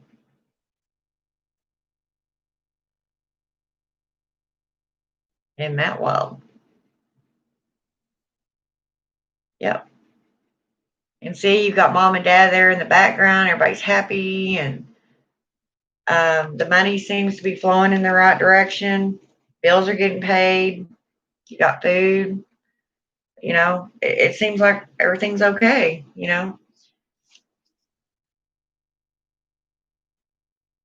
And it's probably going to remain that way. Now, something I hate saying the future, but to me, because of this card, because of the 10 of Pentacles, the way things are right now, and then look what I drew. We have the 6 of Pentacles. So this right here is really all about your finances. I don't know if something's taking place that you're fixing to have to spend a chunk of money.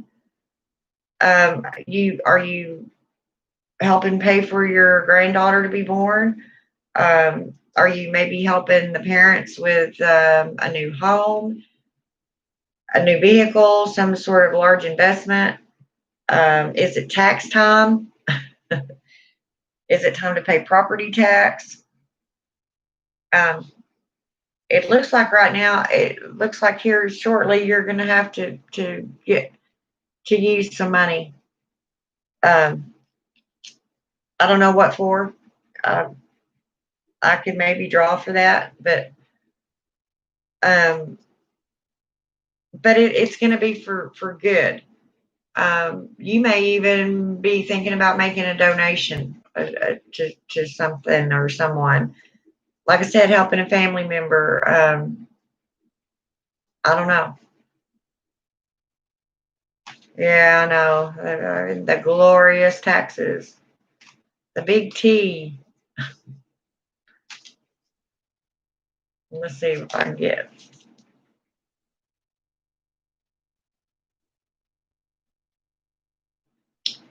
Okay. Well, now this is something.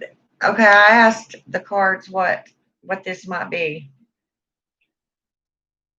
and I got the Ten of Wands. So this means that emotions right now about this are up in the air. Whatever this money um, is going to be spent on, it's taking a lot of thought, and it's a pretty emotional decision. It looks like that's going to be made just by him. You see what he's doing. He's picking up all these. He's got all this heavy load on him, carrying this big huge bundle of logs of sticks. So he's either moving somewhere, moving something from one place to the other. Um, I don't know. Y'all may decide in a couple of weeks y'all want a new property or a timeshare, or I don't know. I don't know what's going on, but it's something that you have the money to do, and you've been probably thinking about it for a while, but it's going to take quite a bit of money. So it's still in the thought process. So I don't know, but it's a good thing. I mean, it just depends on whether you choose to take advantage of it or not. Could be an investment. I don't know. I don't know.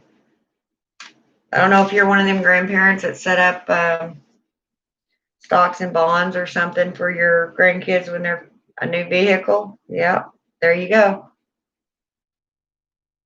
I knew it had to be something that was going to cost, some money.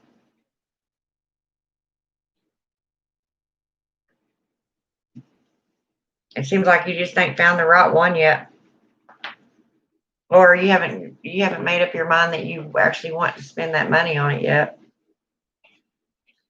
Maybe you're still trying to think about keeping the old one and keeping it running as long as you can because you don't want to spend the money on a new one. I don't know,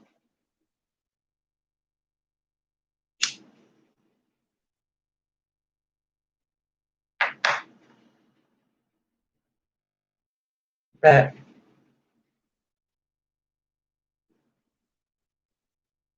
yeah, I wish I had people that read for me because I'm sure they would if I asked, but I don't ever ask. I It's hard to read for yourself. Right, right.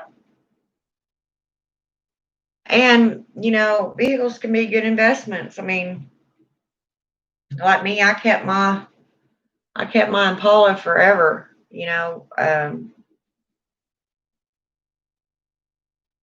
and ended up costing me more money to keep it running than it would have if I just went and made a down payment on a new one. But I liked my Impala. It was my horse, as I called it. So,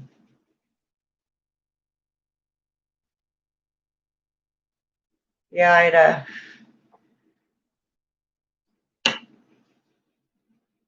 right now I'm just trying to keep from having to move. Um, I tell you what, the economy here is so awful, and I know everybody thinks that witches just have all the luck in the world. We can create anything. Well, that's not true. Um, we go through slumps just as much as anybody else, if not more so. But I finally found a job. Um, but the damn thing was 92 miles round trip. It paid good, so I was going to go for it. I went ahead and took the job, and my car's really good on gas. So I thought, well, and then they also pay a certain amount. They pay you your gas one way, which I've never had a job do that. That's pretty awesome. But I had worked probably 4 or 5 days, I think, and I'll be damned if I didn't get out one day and look at my car and my right front tire was flat. Now, this is at a time, when money's extremely bad. Um, I thought, how in the hell am I going to get a new tire? Yeah, I know, and it's a lot of wear and tear on my car. But as I said, they paid really well, and also besides that, paid for my gas one way. So I went ahead and took it. But then I couldn't go, and it wasn't because of my gas or anything like that. It's because I needed new tires, and I had been telling myself that. But you know how it is. You're trying to pay bills and this and that, and you just don't have the money for them. It's like, okay, well, I'll try to get one next payday, and then this other next payday I'll get another one, and blah blah blah. Well, those times never end up coming. So sure enough, I had a flat and no spare. So uh, I had to miss that day, and I talked to the administrator, and he was willing to come and get me. They are so desperate for help, and I felt so sorry for him. Um, but I told him because I had called someone and borrowed the money to get a couple of new tires. Because if I'm going to have one new one on the front, I want two new ones on the front because the front, honestly, are the most important tires. You don't want them blowing out on you on the highway. So anyway, long story short, get all that handled. Think, okay, well, I can go now. I can get there back and forth, and then this ice hits. So for the last 3 days, nobody's been able to get out and go anywhere. Now, I'm sure I could call them and say, okay, my car's fixed, the weather's better, but what's going to happen the next time um, ice is over? Winter hadn't even begun yet, and it's already doing this crap.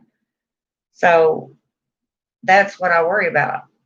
And then they say, well, if it happens, you can just stay there it's a nursing home, and I don't want to stay there. I want to go home. I don't want to do all 4 days and stay there all 4 days. That's 4 days straight, nonstop being there. Not to mention having to pack all your scrubs up. It'd be like moving in up there, and I just don't want to do that. I need my home time, especially doing a job like that. But it was really good pay. I really hated to lose it. And my intentions were, after I had been there a while and got some money saved up, maybe to move to the town. There's another town in between me and there. Move there, and then it would only be, instead of 46 miles one way, it'd only be like 32 or 30, somewhere in there. It's just a shorter distance. 18, I guess it would have been 28. It'd be 28 miles from there. But just didn't happen. Wasn't in my cards per se. Well, I don't know. But so are you gonna do anything for Halloween besides the norm? We were talking about uh me and Lady Blind Wolf were talking about what spells we might do or whatever.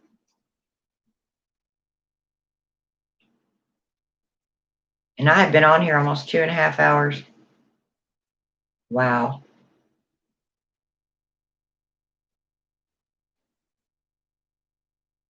Marcus, are you still here? He's probably, yeah, I'm just listening to you women gab.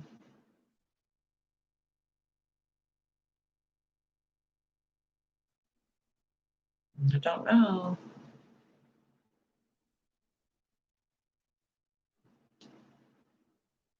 Well, I guess I better get off here. Like I said, I've been on here 2.5 hours. Of course, I've had a channel for a long time, so yeah.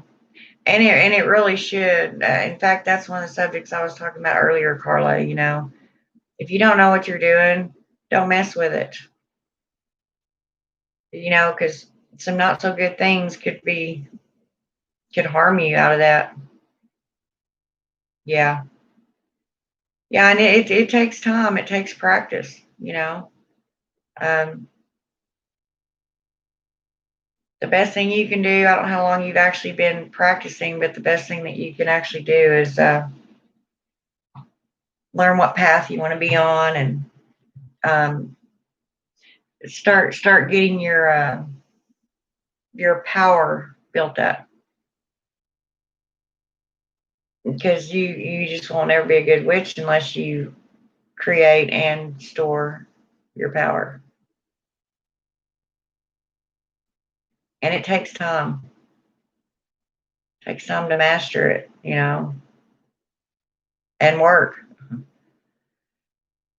Oh, excuse me. Yeah, it's a lot of work. It can be very tiring.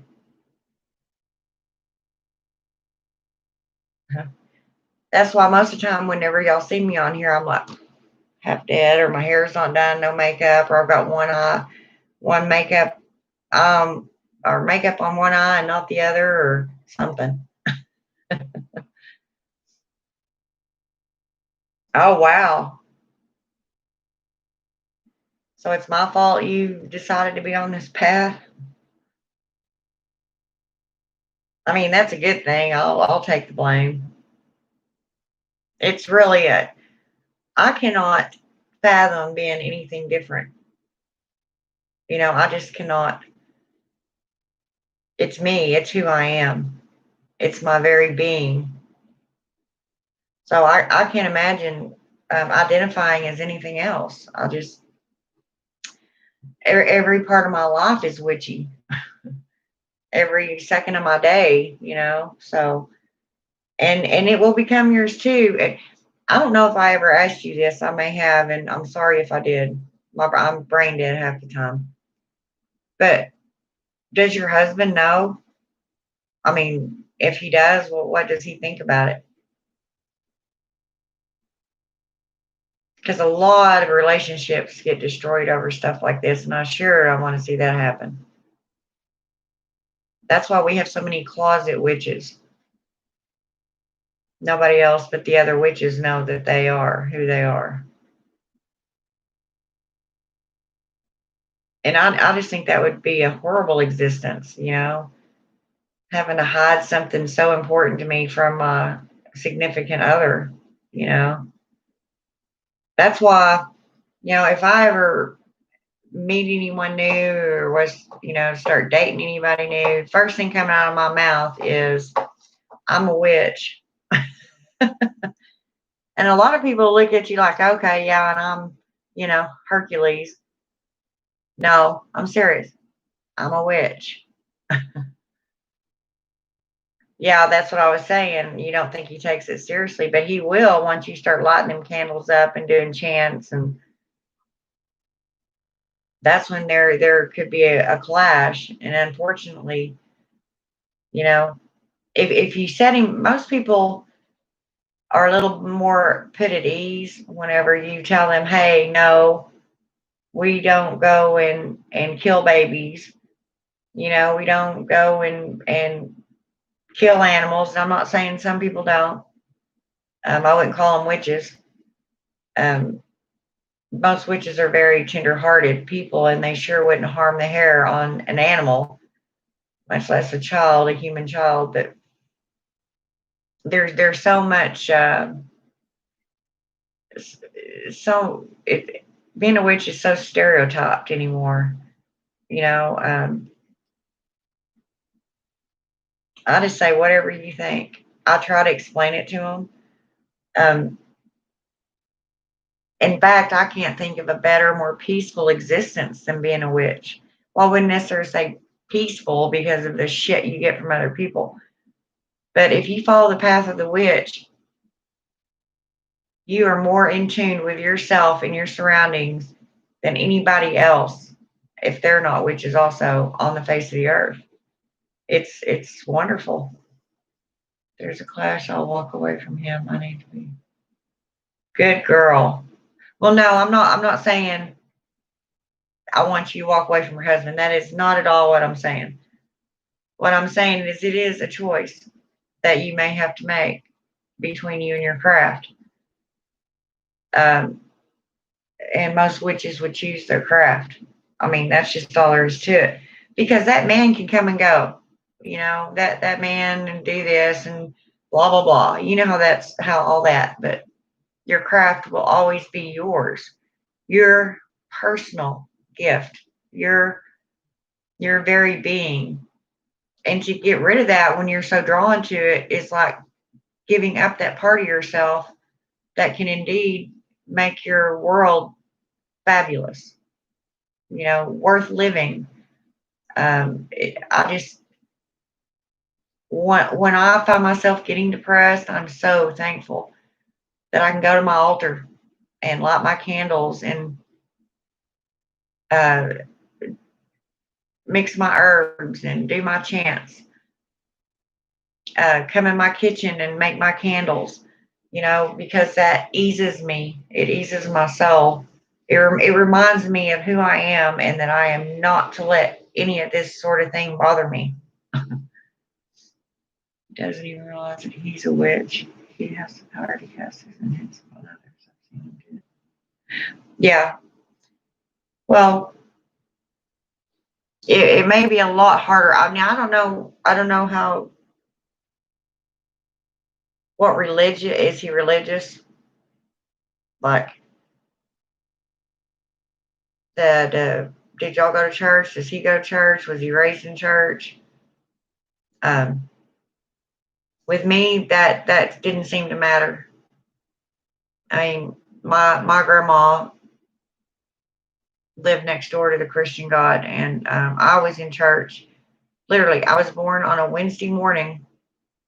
Sunday morning, the very next Sunday morning, I was in church with her. Neither one of y'all go to church? Well, then it may be easier for him to be more open-minded. Once you make it known and make him understand that you are serious, that spiritual, not religious. Okay. Well, he's going to have to understand it, or I mean, and he don't even have to understand it as long as he doesn't condemn you for it or make you choose. I mean, uh, he can say, you do what you want. Whatever you want to do. Teach their own, and not say, well, if you're going to go lighting candles and throwing spells around, then I want a divorce. Well, that's stupid anyway. You know, I don't know. Some people get really weird about it. So I don't know.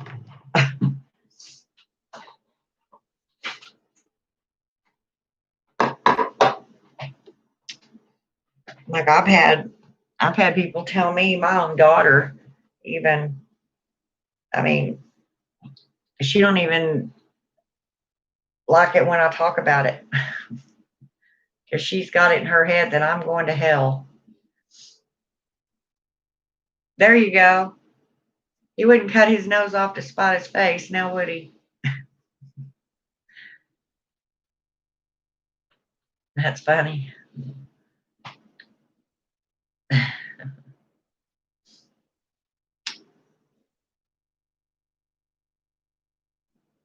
But yeah,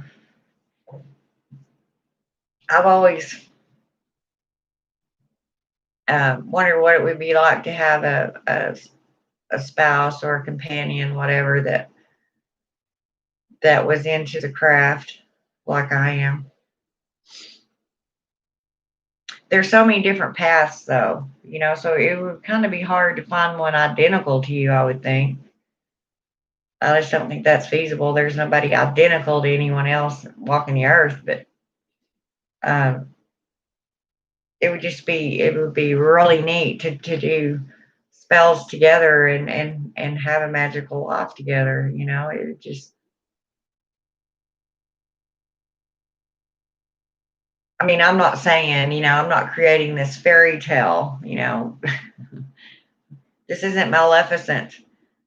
There's still going to be times and blah blah blah. It's just when you're secure in your path, you can roll with the punches better.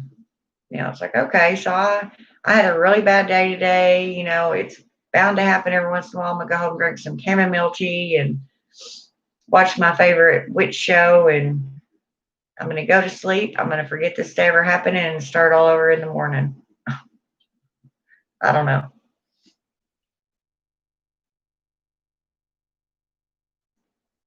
I don't know. But yeah, if you want to look back on this video, earlier, I gave one of my recipes for Samhain oil. If you want to, if you just have a simple black taper candle and you make, of course, I always let mine set. Any oil I make, I let it set for about 30 days to make sure all the essence is in it. And during that 30 days, you can go get it out and roll it in your hands and chant more intentions into it and talk to it and put it back and do that about at least once a week, if not 2 or 3 times. But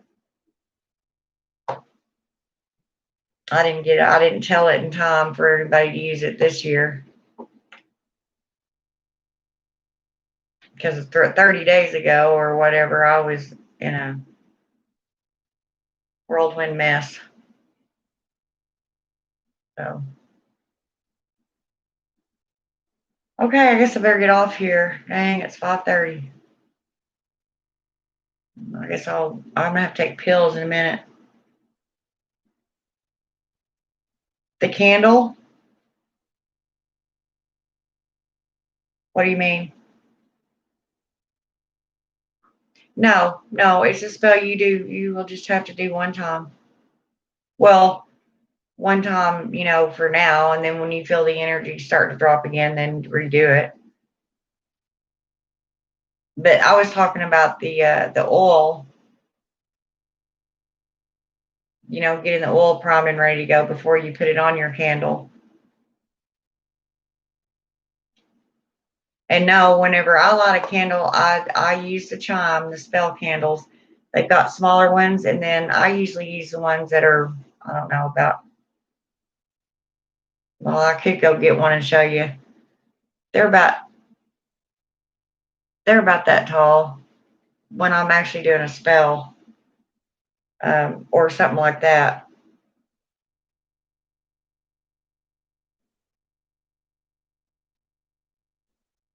but it's for Samhain. Now you can do a knowledge spell, a road opener spell, it can be used for enlightenment too. I don't know if I've ever asked you this before. Have you got a goddess or a god that you follow or want to follow?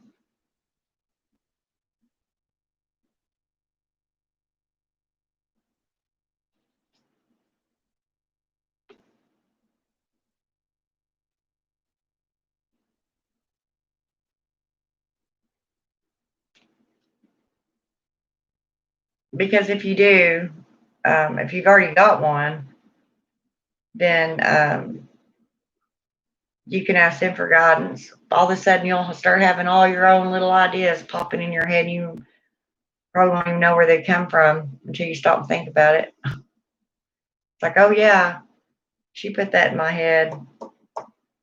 Oh, you're making coffee. I said, have you got a god or goddess yet that you follow or want to follow?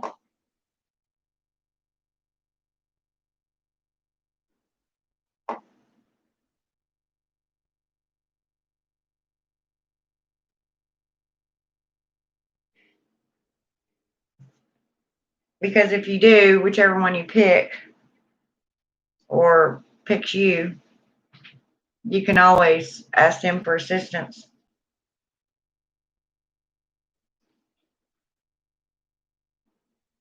And being a new witch, honestly, I'd go through Hecate.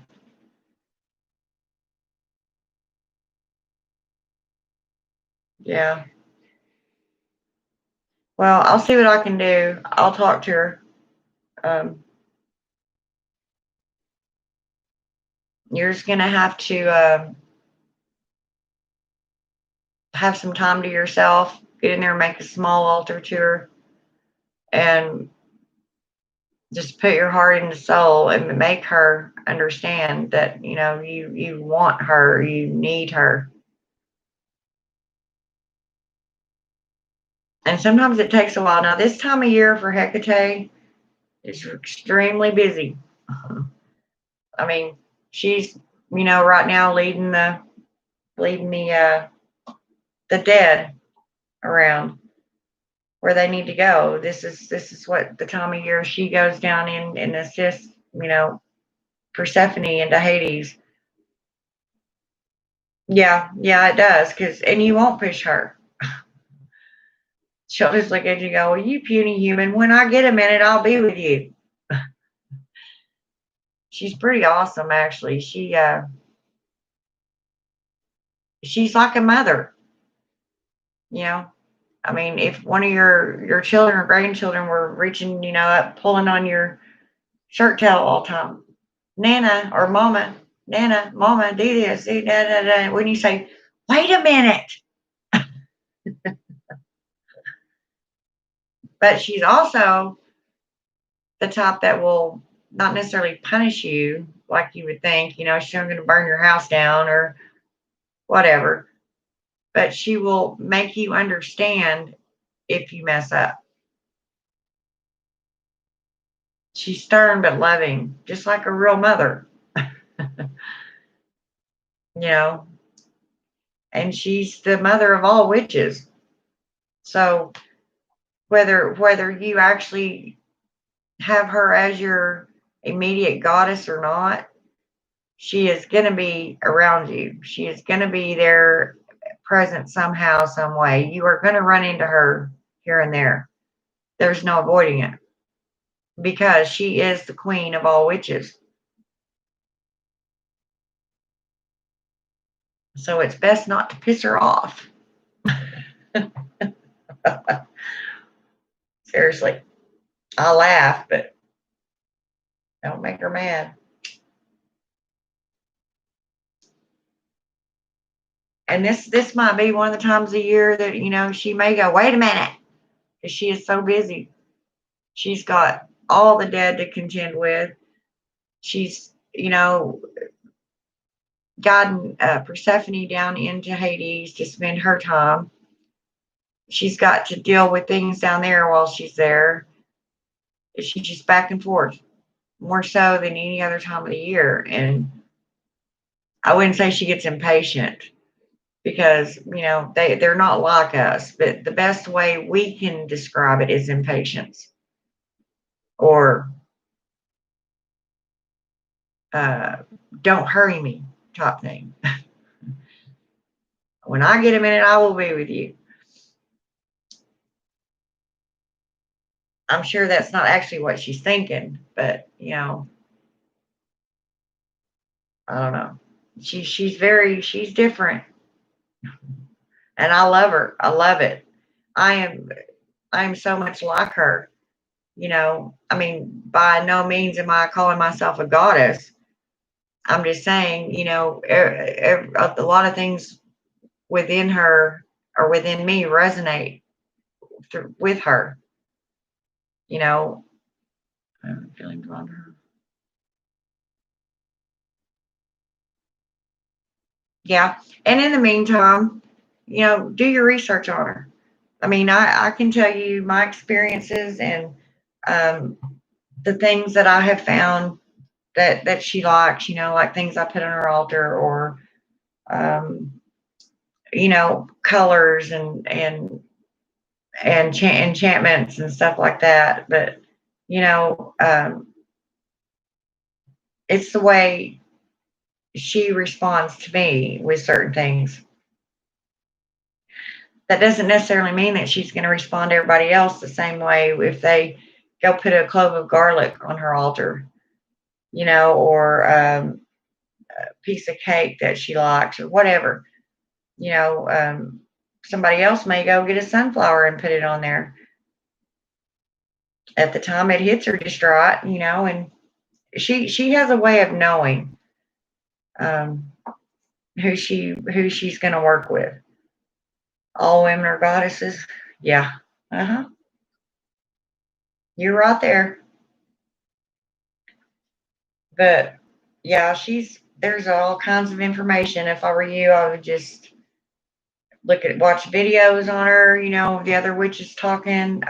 You can, in libraries now, there's books you can read. There's information. All you have to do is type her name in on YouTube, and all kinds of stuff will come up. Well, now there's where a lot of people will tell you several different things. In keeping with my path and what I believe my path consists of, um, like if you say you put food on her altar, okay. Well, first of all, you don't want use your common sense. You don't want to put a plate of food there and leave it there for a week. You're going to end up with roaches. Um, you can leave it there overnight or put it there during a ritual and pick it up the next afternoon. Um, however you want to do that. Um, she of course it's not going to disappear unless a mouse or something else gets up there and gets it. They don't require food like we do, and it's not related in that way. It's the essence of the food. It's the thought of the offering. um a lot of people will take during deep non, they'll take it to a crossroads and leave a plate of food at the crossroads.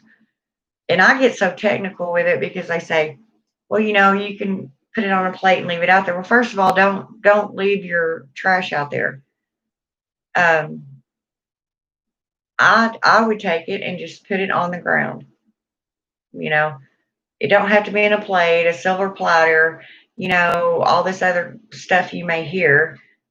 Um, First of all, that paper plate's can end up blowing all over creation, and in the long run you've littered.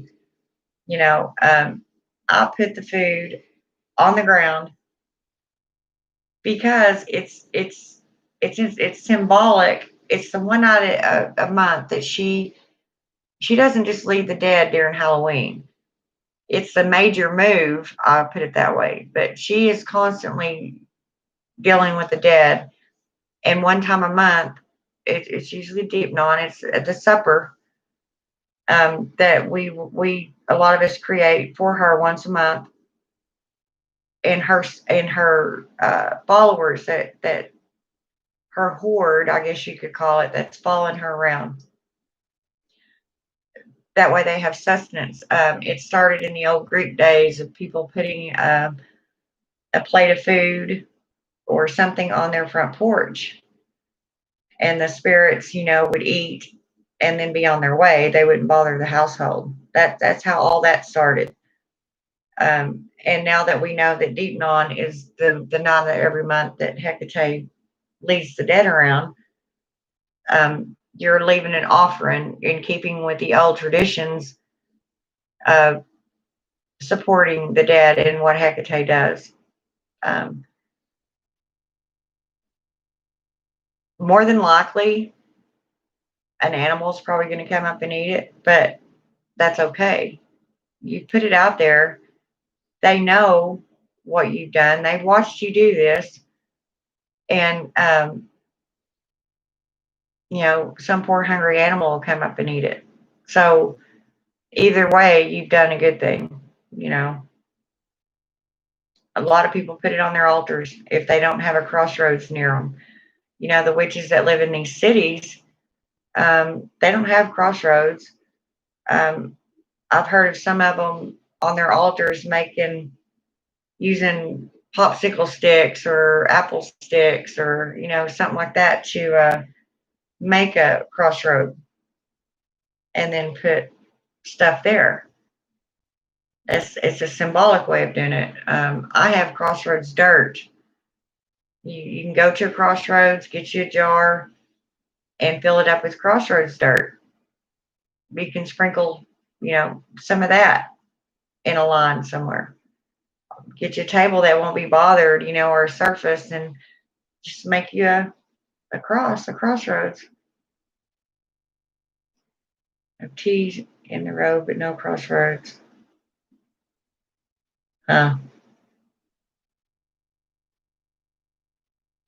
Well, what you could do at the very top of that T, like your T goes like this,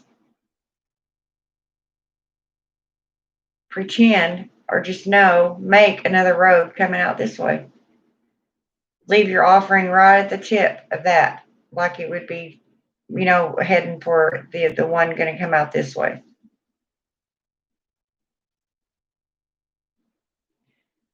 Most people don't realize a four-way stop is a crossroads.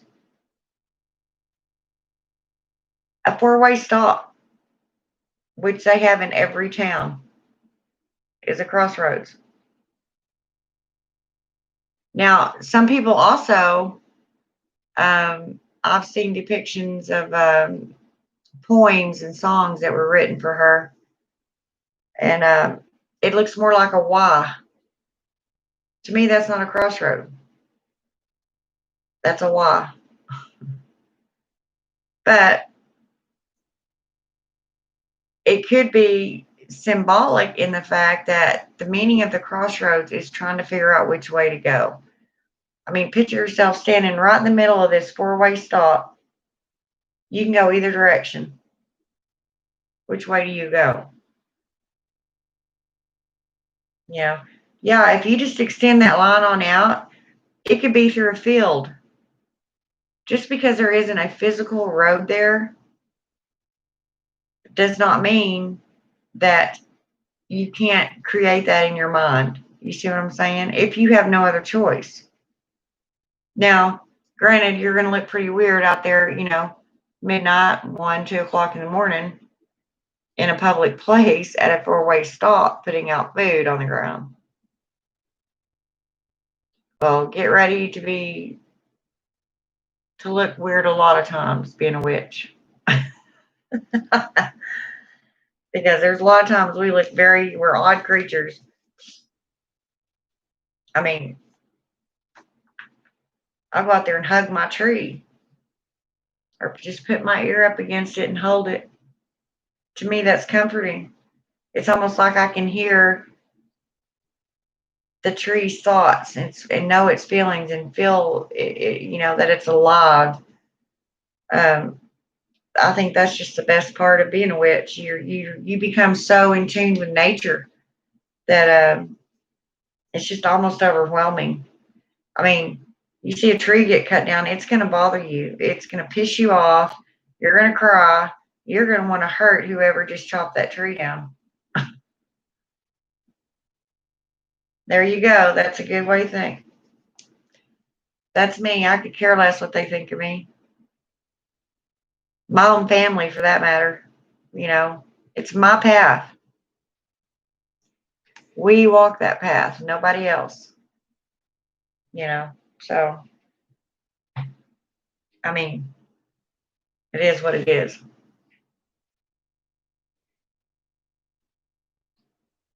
But I don't know.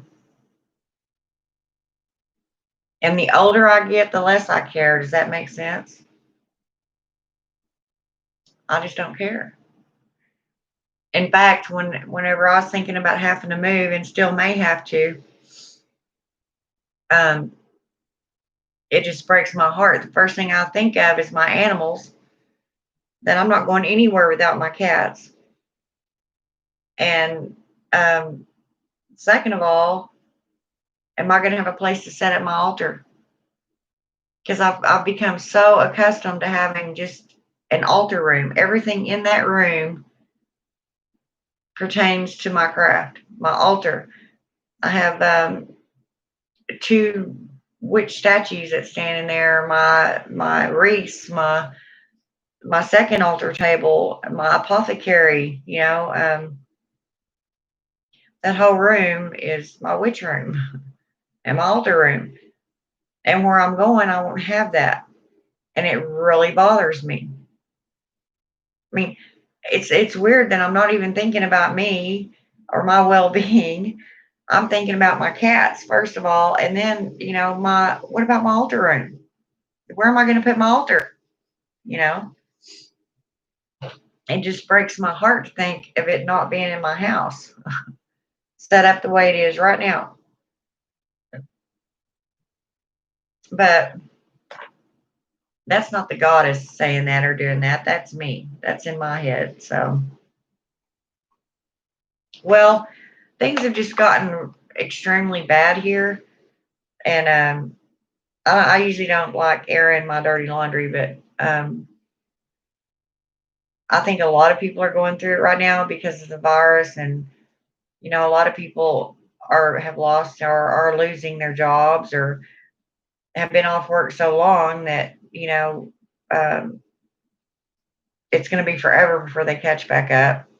But anyway, yeah, there's just not really any jobs, and then I had the trouble with my car, and then this weather, and it just make a long story short, I'm not going to be able to pay the rent, so I have to move back to my house in my hometown, um, which might be a good thing, and it might not because number one, I hate moving, and number two, like I was just talking about, I'm used to my space. I don't know how my cats are going to react. I mean, they can go outside here; they know their way home. So, oh, I know, Carla. I just don't. I just don't like. Um, I just don't like telling people, because I can already hear some people going, "But you're a witch. Create it." Well, sometimes it's what's meant to be. Like I was saying before, some things just have to be done a certain way, and then later on you figure out why. You learn why that it happened the way it did, and you're probably glad. It's just getting through it, that you just, I don't know. I'm not very, I don't like change, because I get used to certain things a certain way, and it's working that way, and I'm comfortable, I'm secure, and then being uprooted is just not, it's just not what I like.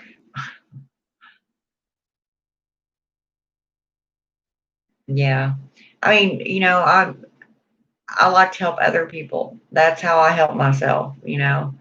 But and honestly, that's how come I haven't been on here in a while. I've just been struggling and trying to figure out because this is yet another turn in my life, you know. And even being a witch, I'm still human.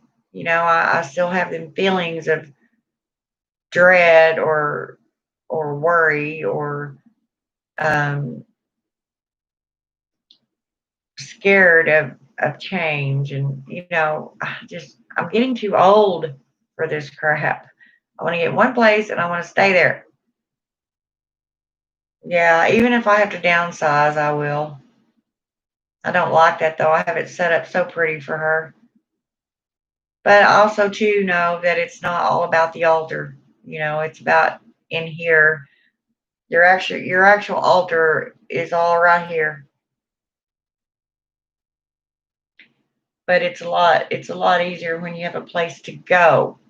It's visual, you can see it, and you look at the stuff you put down there for her, and you know when she enters the room and sees that, you know she's gonna be proud of it. I don't know.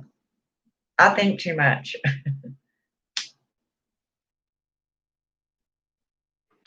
So I mean, it is what it is. But I mean, just about everything I have is witchy in some way or another, and a lot of it's gonna have to go in storage, and I don't like that either. So I'm really hoping that something, somehow, some way, and this job was actually a good thing, but then poof, everything else happened just to knock that out of the water. So it's like something's fighting against me, gonna make me do what it wants to me to do, no matter what. Yeah, that's true. Great minds think alike. But I just got to learn not to panic, which is not easily done for me.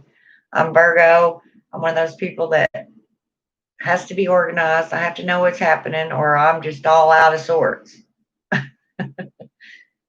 It's like, oh my God, really? I'm going to have to do all this crap. I don't want to do it.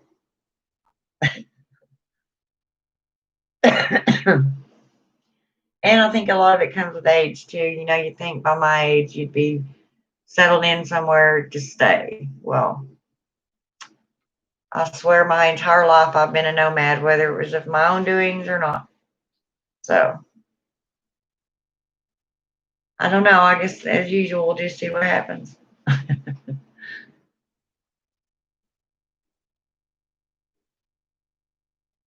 Oh my God. I like being in control. Yeah, Virgos have a little bit of that in them too, but they have to control the way everything's done. You know, it's like, okay, I want this bed made this way. I want that towel folded this direction. I want this done this way, that done that way. So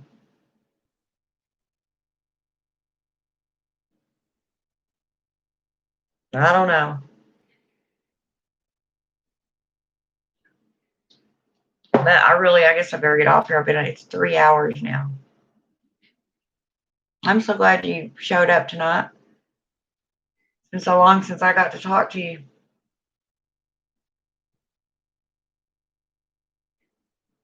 But I am going to have to go because I've been on here 3 hours now. Um, I will come back on here tonight before I do all my stuff. And um, once again, it's Friday. I'm still a day ahead. There's things I need to do tonight. So um, I usually do my work really, about 3 o'clock in the morning. Yeah, I missed you too. Had a really nice time talking to you. Made me laugh. But I'll be back on here later on tonight, and I'll try to come on a little earlier. I can always say that, but it never fails. I don't ever get on here till 3 a.m. So just click that notification button, and it'll let you know when I'm on. that bell. So anyway, girl, I love you. You take care of yourself and blessed be. Bye bye.